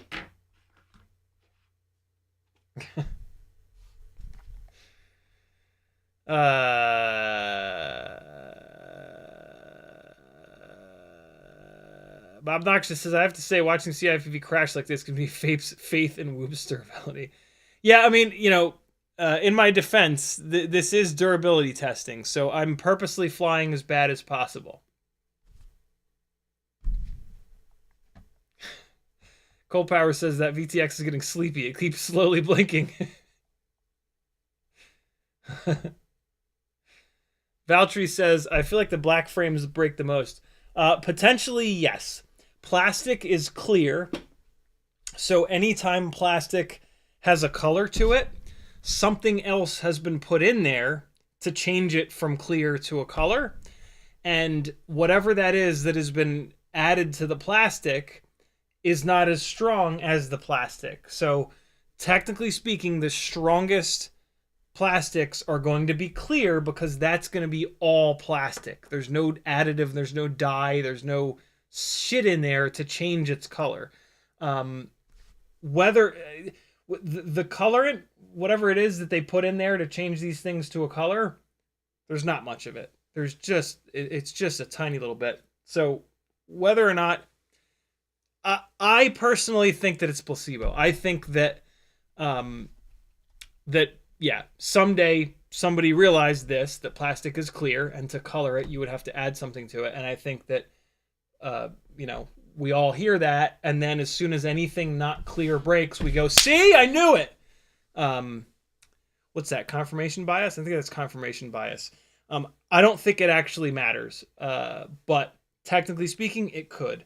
And we should be running clear plastic on everything. But, you know, if you're not going to fly good like me, you got to at least look good. So sometimes the clear is cool looking, though. Cole Power says the key is limiting your mistakes to less than the number you can learn from at a time. Very true. Safe Zone says, what's good FPV fam? I'm all late and junk. It's okay, friend. Jesse James says, pics in your Discord. I'm curious for sure. God, Discord's not even running right now. That's weird. That's how I take them out, just like you showed. All right, so then it's not your fault, Jesse. The manufacturer, which is Happy Model, just didn't crimp the connectors to the wires properly. So yeah, get in touch with Weebleed. Tell them that we talked about this on a live stream, and that, like, yeah, you're pulling the plugs properly. You're not pulling the plugs out by the wires or anything like that. And yeah, I'll probably hook you up. CMYK says, see Discord photo general nonsense. General nonsense. Here we go. So, oh yeah. Okay. Well, okay. So there's two. Yeah, this is no good. This should not be happening. Although, what seems to be happening here, this is kind of interesting. So, what this situation here looks like. Let's look at it a little bigger. Whoa! Whoa! Okay, so the strands of wire have broken off inside.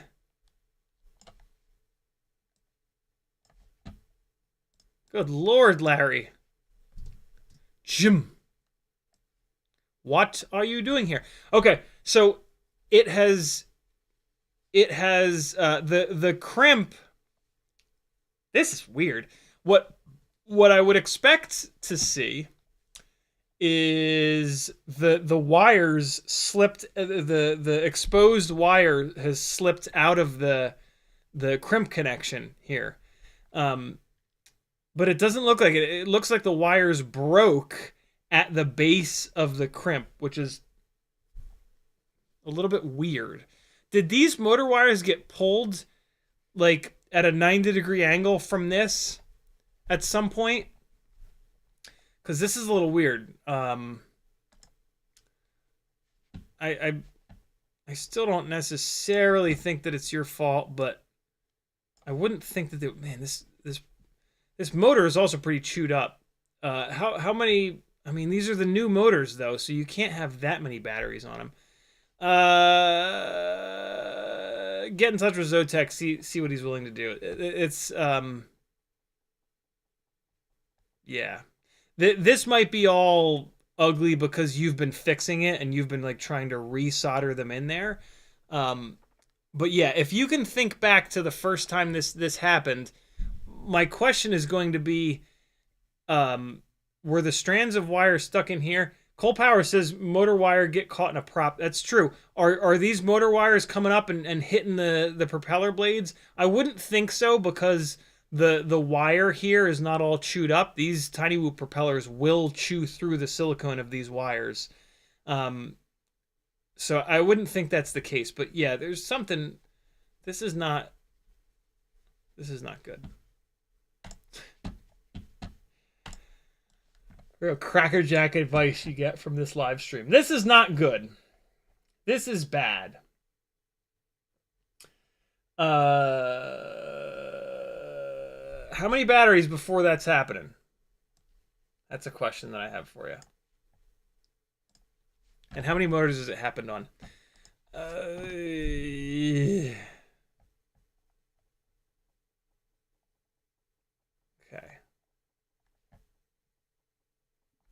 Okay. Where are we at? Valtteri says, good to know. I can freely bash into things on the six pack a day challenge. Hell yeah, man. Hell yeah. Metal Richardson says, I had one break right at the crimp on the motor plug too, soldered it back together, and it hung in there for a little while, but eventually it died. Yeah, they're never going to last very long when you do that, because you've got the strands of wire that are stuck inside the crimp, and then you've got the strands of wire with the insulation. So when you solder them back together, the solder is bridging those two wires, and solder is a very bad... solder has very bad physical strength properties. Solder flows electricity really good, but it's not strong physically. So that's always going to then just like kind of let go. Adam Weston says, start a Fatshark battery fund. Anybody want to get me something for Christmas? A fucking new Fatshark battery. I love these. I love this Fatshark battery so much because like it fits. I mean, you know, Fatshark, right? Like brand loyalty, of course, but it fits in here so nicely, and it charges from USB. I love this battery so much. It's just getting old, man. It's a 2S 1800 mAh battery, and like, I think this is the one that came with these goggles that I bought new 4 or 5 years ago, and it also has a nice little charge indicator on it. Like I said, it's USB. You just plug USB into it and it charges. And it's got the reason why it's so it's got these big grooves in it, which the head strap really locks into. So this doesn't. All the other batteries fall out of the thing, and they're fucking annoying. So yeah, I just need to get another one of these. Sometimes I ask too much of things, and this is one of those situations. But like, I don't know. I like. No, it's fine.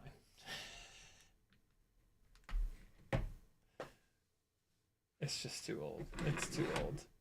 It's too old. Jesse James says 2 motors. Matt Anderson says solder likes to work harden. I knew that was a long shot anyway. Northern Tears says, can you even get those anymore? Probably not, and that's gonna just break my heart. Fatshark goggle battery. The much more popular one is the 18650 Fatshark battery, but I don't have an 18650 charger, nor do I have 18650 batteries anywhere. I have a bunch of other goggle batteries. I just like this one the best. What the fuck? I clicked on the thing that... Wow, they do still sell it. Oh man, faith in humanity restored. It's only 22 bucks. Wow. Oh no. This is the 18650 one. This is not it. I think this is too.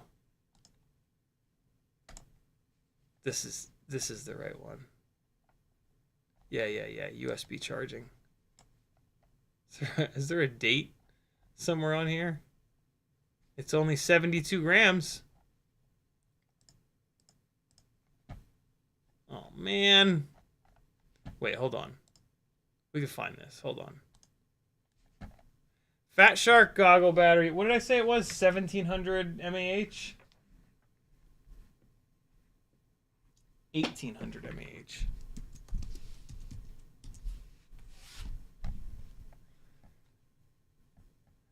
Does it exist? Oh, get a... Oh, they're out of stock.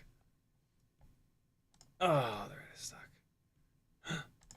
Ready-made RC for the win, as always. Ready-made RC's got some good stuff. Hobby Wireless. Maybe it's on Amazon. Stay Up FPV. Who's that? Hobby King. Out of stock. Let's see. Out of stock. That's the one, though. This is the one. Discontinued. Ugh. No. No.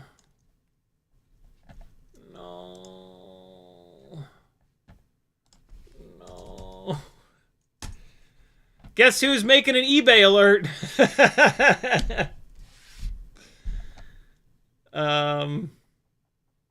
No! There's one. Maybe. Yep, nope, that's it. That's it. I wonder how many times it's been cycled, though. I'm gonna make an eBay alert for it. Okay, cool. If anybody can find this, that would be a wonderful Christmas present. Fatshark 1800 mAh goggle battery. Oh, I love it so much.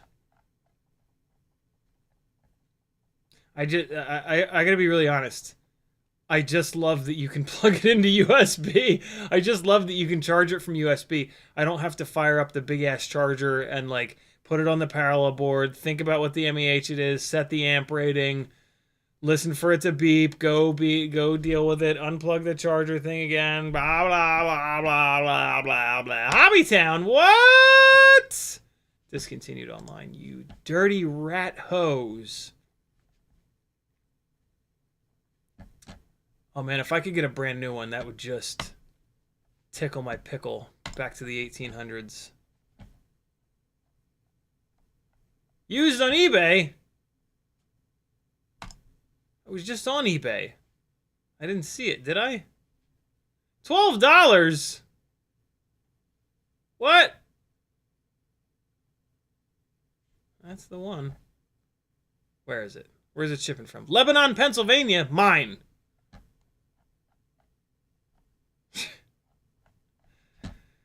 All right.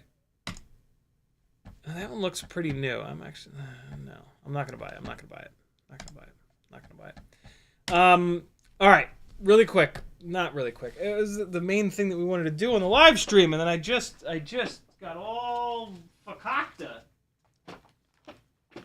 These are all the Cinewhoop and Toothpick build bags. Let's go through them, and I don't know. This is the Mobula 7. I should do this over here. This is the Mobula 7 walk snail rig. And this is waiting on the Neutron RC AIO to come back from Newbie Drone, or a new one to come from Newbie Drone. Why are there only 3 screws? Oh, because I had to cut the front one off. That's right. So hold on. Something just went flying, and it was the 4th screw, which I do kind of need. Oh man, come on, really? There it is. Got it. Gotcha, bitch. That's the front canopy screw. So yeah, this is going to be the the walk snail jungle gym basher. Cinewhoop 0802 25,000 kV 1.5 millimeter motor shaft snowblower motors. So these motors should be strong enough. We'll see. It's carrying around an extra 6 grams for walk snail, but yeah, these motors should be strong enough and make really good power and keep the weight down for an excellent outside rig. I'm also going to swap on these Flywoo 1002 23,500 kV motors with the Gemfan 1608 tri-blades, just as a comparison point. I'm sure that I'm going to like this rig better with these 0802s on the bi-blades, but yeah, it'll be interesting to see it with these. It is carrying a bunch of extra weight, so there is a chance that these 802s are going to overheat from the extra payload, in which case these Flywoo 1002s are going to be the jam. So that's kind of the deal with this one. It's pretty much ready to go. The wires are cut down to the perfect length. I had this thing built, and then as soon as I tried to fly it, one of the FETs blew up on the ESC, on the Neutron RC AIO. So yeah, this is ready to go. True RC singularity antenna all like properly set up. Mobula 6 canopy ready to go, modded for the extra little bit of clearance. Yeah, I'm looking forward to this thing being back together. But I got to get that AIO back. So this build will happen as soon as that AIO comes back, basically. What's this? This is the newbie drone Acro. Well, this used to be the Acrobee. This is the Acrobee purple OG cockroach frame. And I think at some point I'm going to build this with this extra hummingbird AIO that newbie drone sent over. Maybe not. Maybe I'll just hang on to this as an extra AIO for if I ever blow up the hummingbird. But yeah, I figured, like, with some of these replacement parts, sometimes instead of just hoarding them, I'll put them into like an ideal build and just kind of let it hang out. This is a set of the 702 29,000 kV motors, right? Yep, 702 29,000 kV motors. Very kindly sent to me by newbie drone. So yeah, maybe someday we'll throw this together. Purple frame with this cool blue might look neat. Little ELRS antenna and some ASI props. Oh boy, that's an 8:30 alarm. Jesus, it's late. All right. See, I don't really have a reason to build another hummingbird right now, but if I do, it's ready to go. This will be the cinematic 75mm walk snail rig. I don't have the VTX or the camera yet. At some point, I'll buy another walk snail light, and that'll be for this rig. I will need to figure out an AIO for this as well. The teething pains that we're having right now with the AIO on the 65mm rig will help me with this one here.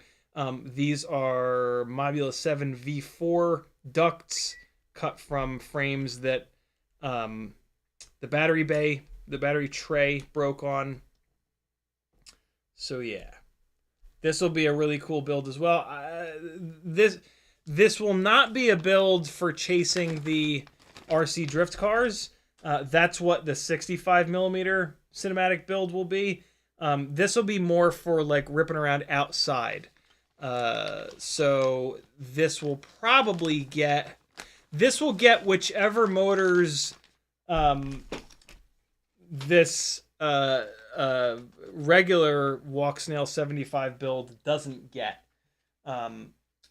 This build is like ready to go, so I'm gonna get this put back together as soon as I can and figure out which one of these motors I like best for freestyle use, and then the other set of motors will go on this more cinematic kind of build. I think that is what sort of makes the most sense. So yeah, this will be cool. This will be a cool build. Come on! There we go. But it just needs to wait a minute for me to figure out the right AIO and to be able to afford another walk snail VTX and light camera. This is a toothpick build that could be kind of cool. I think that this might be walk snail someday, maybe not. I'm not really sure. I've got these. Sometimes builds will get driven by a set of motors that I've got. These are the 1102. What are they, 19,000? I'm pretty sure they're 19,000. Yep. These are the 1102 19,000 kV motors. The 1102 stator size is kind of big. It's a little bit too big for 1.6 inch props. It makes much more sense for like 2 inch, or in this case, maybe 2.5 inch propellers on this Mosquito 2.5 inch toothpick frame. So yeah, this is kind of, I don't like the way that these lightweight toothpicks really fly. But I have this frame, I have these motors.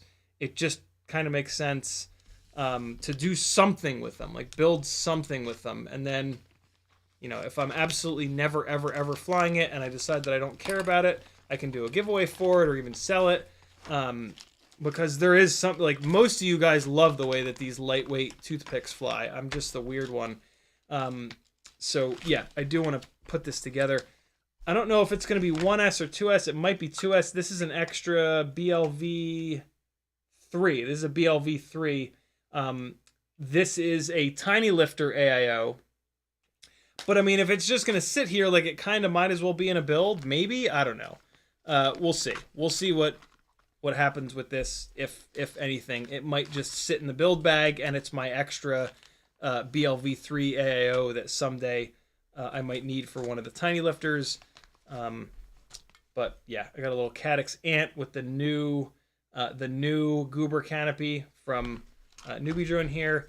And then these propellers are the Gemfan 65mm S 1.5mm motor shaft. 65 mil is 2.5 inches. Like I said, this is pretty low priority here, but it's like, I could do a build with this. I just need the motivation. And like I said, I just don't like the way that these really lightweight toothpicks fly, so it's kind of low priority. This alternatively might be where that build goes. This AIO was sent to me by T-Motor. This is their no VTX, no receiver AIO, which is kind of the reason that I haven't done anything with it. I wish that it had ELRS on it, because it would then become like a perfect AIO for the walk snail builds, but it doesn't have a receiver built in. So I'm going to have to stack up walk snail on it, and then I'm also going to have to find a spot for the receiver, which is just sort of obnoxious. So this one has also been pretty kind of low priority. I had these Beta FPV 1102 18,000 sitting around. I kind of thought, like, maybe these will be the motors for this AIO, but I really don't know. I don't really know what to do with this AIO. Pairing it with walk snail kind of makes sense because it doesn't have the VTX built in. But man, having to put an external receiver on it, which is why I've got this Happy Model EP2 in the box, just like from a packaging standpoint, sucks. Like, it just sucks to have to try to build a Cinewhoop, which is why it probably won't be a Cinewhoop. It'll probably be some sort of a toothpick, or I don't know. Is there a really lightweight? Is there like a 2.5-inch frame like the Babito, where it's going to have a little bit of an ass on it that I could put the EP2 in? It's got to be a really lightweight frame, though. Like, this is probably, you know, these are 1102 18,000s. Like, to run those on 2S is rough. I don't know. I don't really know what to do with that. This here is going to be another for sale build at some point here. Maybe. This is another situation where I have an extra Mobula 6 ELRS AIO, and instead of just letting it sit in a box, I pair it up with a bunch of other things to maybe do a build with it. This is okay. What? Why are there only 2 motors in here? There are 2 Weebleed 0702 28,500 kV motors in here. I don't know where the other 2 are. Maybe I robbed them at some point to use them. But yeah, I don't know. This build might not actually happen, but extra canopy, extra stuff. Maybe I build this to sell it at some point, maybe not. This is the 65mm cinematic build that we were working on last week, just all bagged up. I forget what I'm waiting for, but I am waiting for something on this build. What the hell is it? I'm waiting for, I forget. I'm going to leave this out, and then when I'm not completely brain dead like I am right now, I'm going to figure out what I'm waiting for with that. And then this is the Happy Model Cross AIO. And I also kind of don't know what to do with this. This Cross AIO has a USB port on it that's really, really, really long. And it won't work with a fractal frame. It won't work with the lightweight frames. The only frame that I can really figure out that this Happy Model Cross AIO is going to work with is the old school Beta FPV Meteor 65 frame, which is fine. Like, this is a great frame. So yeah, this is cool, but this doesn't have a VTX on board. So immediately that makes me want to pair it with Walk Snail, but I don't really need, per se, another Walk Snail, like, regular build. Oh, wait, no, I'm sorry. This is going to be the replacement. So I pulled apart this build here that we were just looking at. I tore apart the Walk Snail 65mm Freestyle Whoop. This right here is going to become the 65mm Walk Snail Freestyle Whoop. This is going to become the 65mm Cinematic Whoop. So yeah, this will get built, but I need another.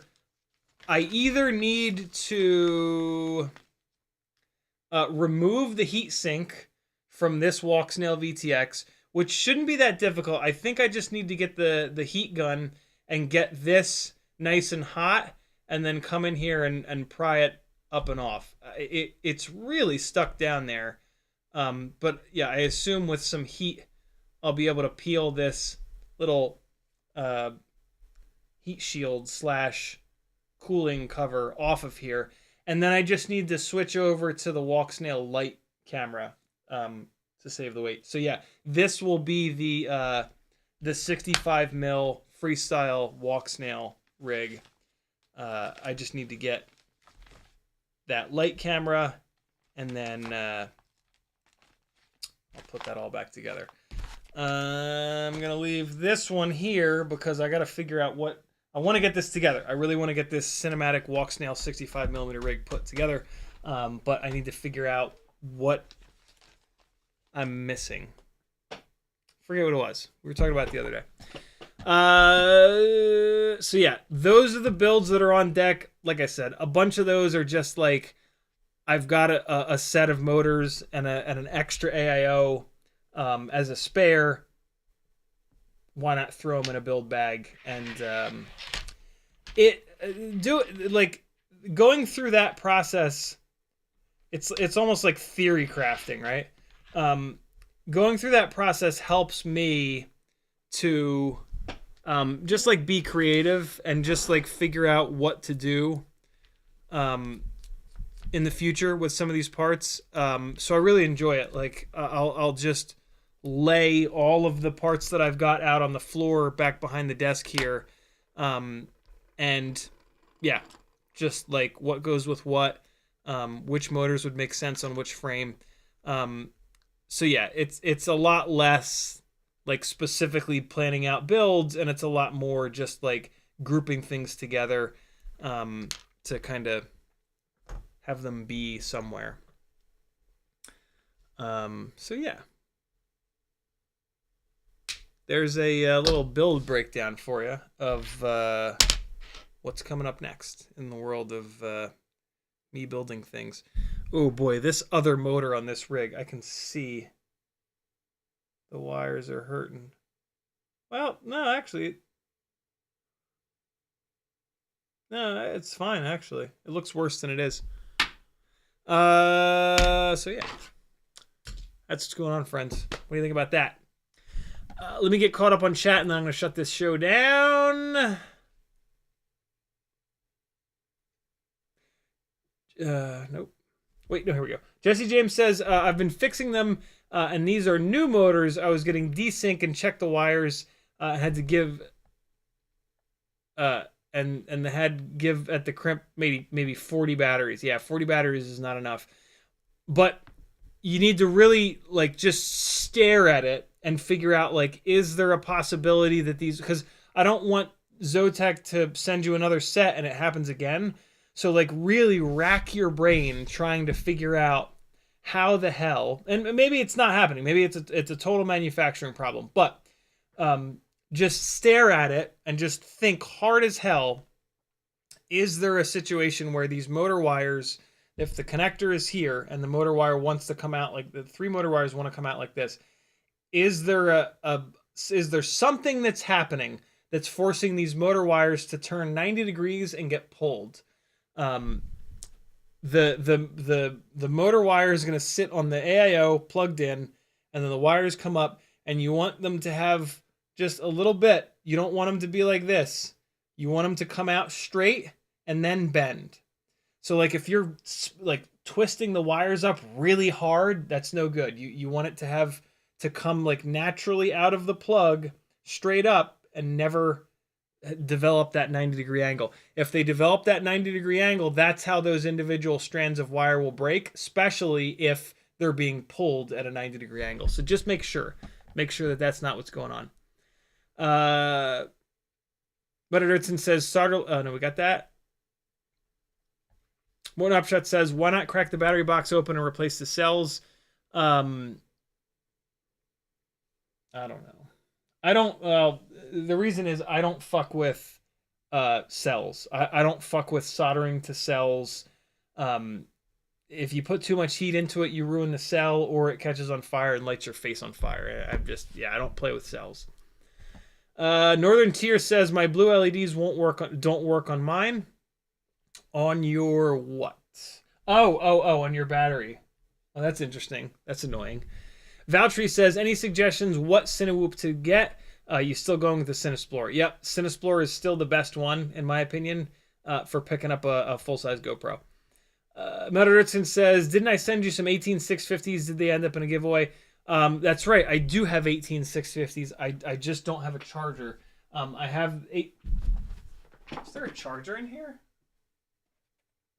I have 18650s from the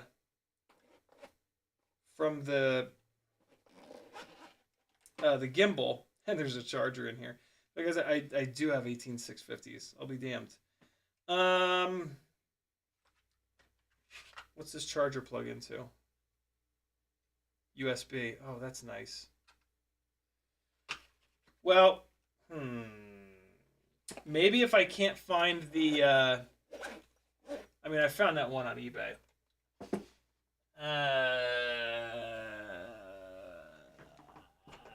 I still think I do want that 1800 mAh one because I can just the move for me is I take these goggles off my big dumb head when I'm done flying them, and I put them right here next to the transmitter, and I just plug this USB cord in, and it just sits here and charges them.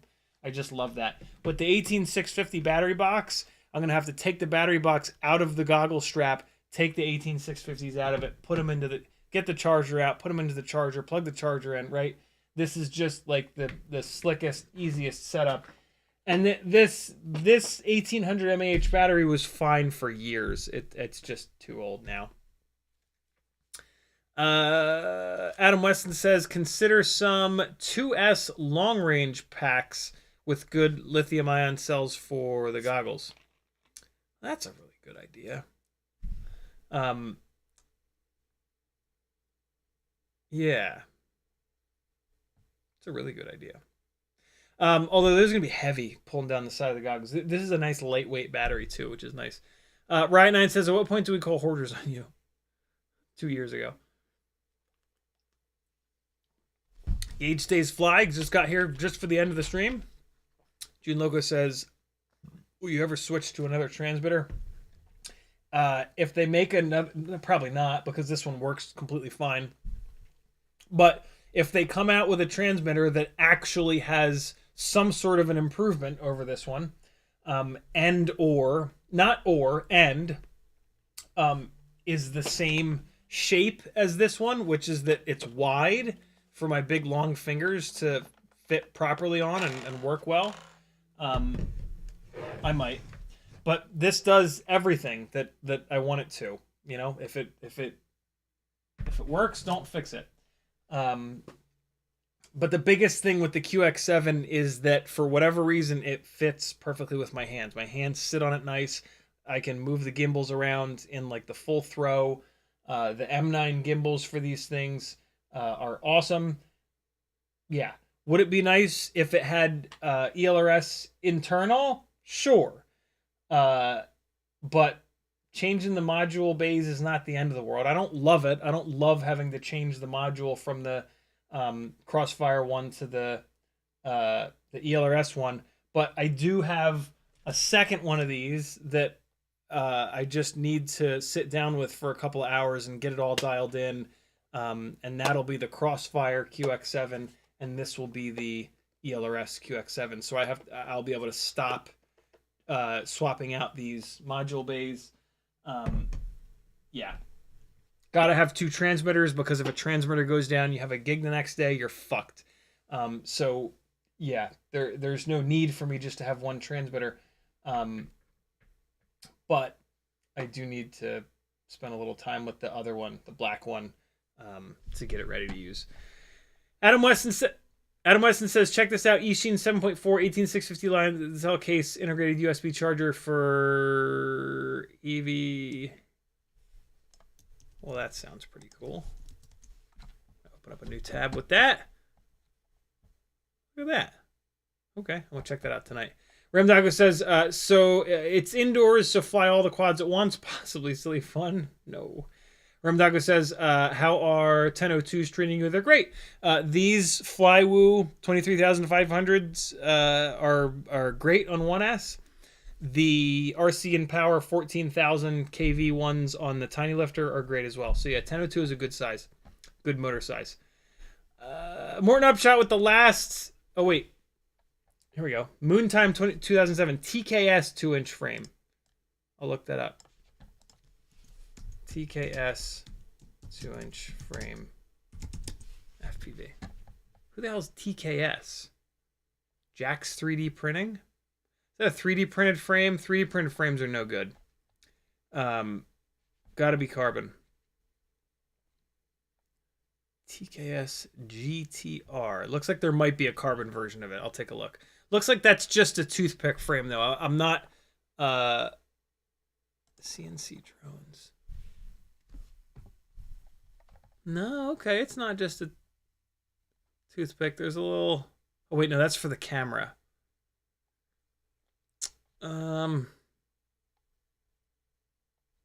Interesting. Yeah, I mean, technically it does have a little section here in the rear, but I don't know if I'd be able to fit an EP2 back there. See, like the AIO comes down here, so the AIO probably ends right here. I don't think this is quite enough room for an EP2. Also, this doesn't need to be this wide. This should be narrowed down here in the back to save a little bit of weight. I know that doesn't seem like a big deal, but on these little frames, it really is a big deal. That's an interesting little frame. I don't hate it. I don't love it, but I don't hate it. Cool. I'm going to leave that open in a tab, actually. Thank you, dude. Thank you for the suggestion. TKS, look at that. Mutine says TKS is Nick Burns' favorite carbon frame. Well, that makes me a lot more interested in it. Okay. TKS, huh? Who is that? TKS. They have another one here, the GT25. Let's look at this one. I think this is kind of more what the fuck? Why would it open it like that? There we go. This looks like it's going to be too heavy. This is kind of more what I'm looking for, where it's got a little bit more. It's the body is a little bit more narrow, and then it's a little bit longer in the rear here. Why is there not more than one picture? Frame details and okay, here we go. Here we go. Oh my god, they're carrying a thumb on it. Oh, wait, what? This is that same one that we were looking at a minute ago. Why is it linking? That's weird. I'm more interested in that one that I was looking at a second ago, but what is what why are they showing a red? Why is the top plate? Is the top plate 3D printed? I hope not.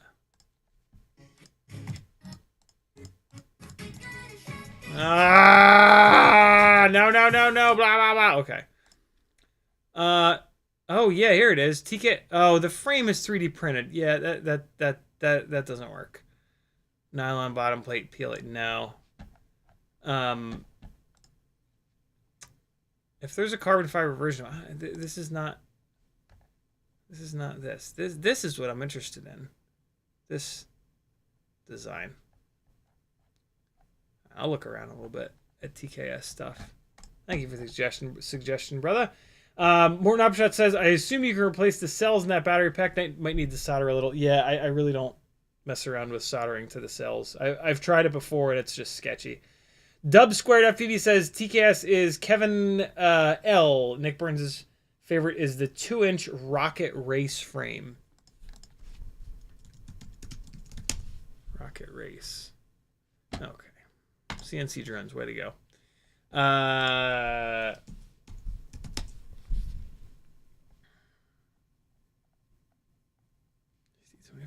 it's not on here. The Rocket Race frame's not on here. I'll do a little Googling. Buttered with the last comment of the live stream. He says, I missed the Diatone Cube. It was the stiffest 2.5 to 3-inch frame in the known universe. Yeah, that Diatone Cube was nuts. It was a little heavy, but man, was it ever stiff. That's what she said. Thanks for hanging, friends. CiottiFPV.com if you want to see these live streams continue. Be good. I'll see you on Friday. Thanks for bearing with me as I flew like a complete buffoon tonight. Here comes some less buffoonish flying, I promise. From Nashville, Tennessee. With the Freestyle Walk Snail 65mm Cinewhoop. Please open. There we go. Be good, friends. Love you. Bye.